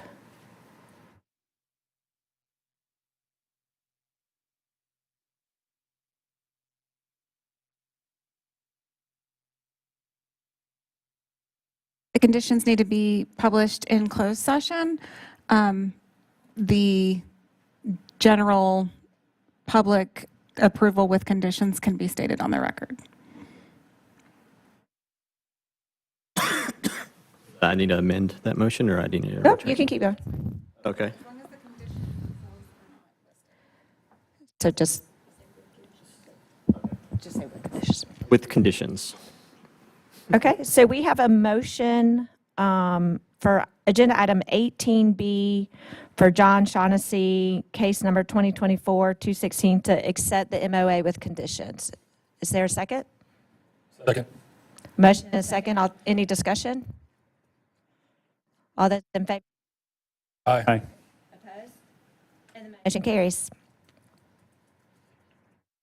Madam Chairwoman, in regards to agenda item 15B, the request release from board order from Darren Barksdale, I make a motion that we approve the request for him to be released from his current board order, lifting the current conditions previously stated.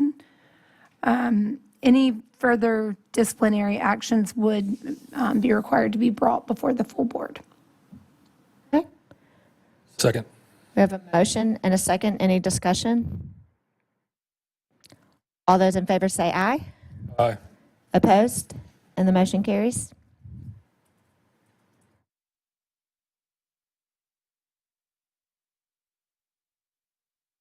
If there are no other,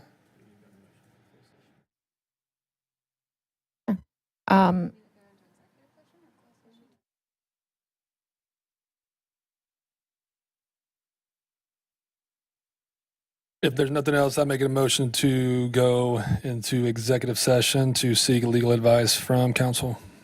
Second. A motion and seconds. All those in favor say aye. Aye. Opposed? And the motion carries. We will go into executive session.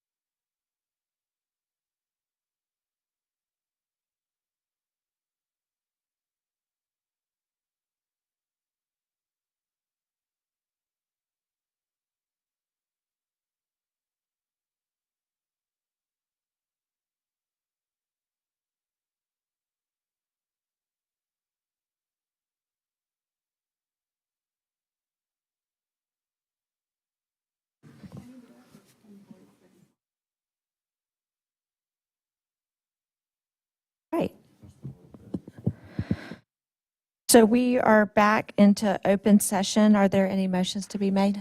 Madam Chairwoman, I would like to make a motion in regards to Agenda Item 18A, case number 2024-248, that we as a board accept the memorandum of agreement and issue a public reprimand and issue a $500 fine. Second. Okay, I have a motion and a second. Any discussion? All those in favor say aye. Aye. Opposed? And the motion carries. Madam Chairwoman, in regards to agenda item 17B, all family pharmacy, I make a motion that we deny the non-resident application based off of testimony provided for the reasons that they did not submit or approve, did not submit that DUR was being appropriately performed for the therapies being used. They did not establish PIC or staff are appropriately trained nor competent in non-sterile compounding. They submitted incomplete or misleading documentation, and their current workflow practices do not support South Carolina's requirement to counsel new patients on each new prescription. Second. Okay, we have a motion and a second. Any discussion? All those in favor say aye. Aye. Opposed? And the motion carries.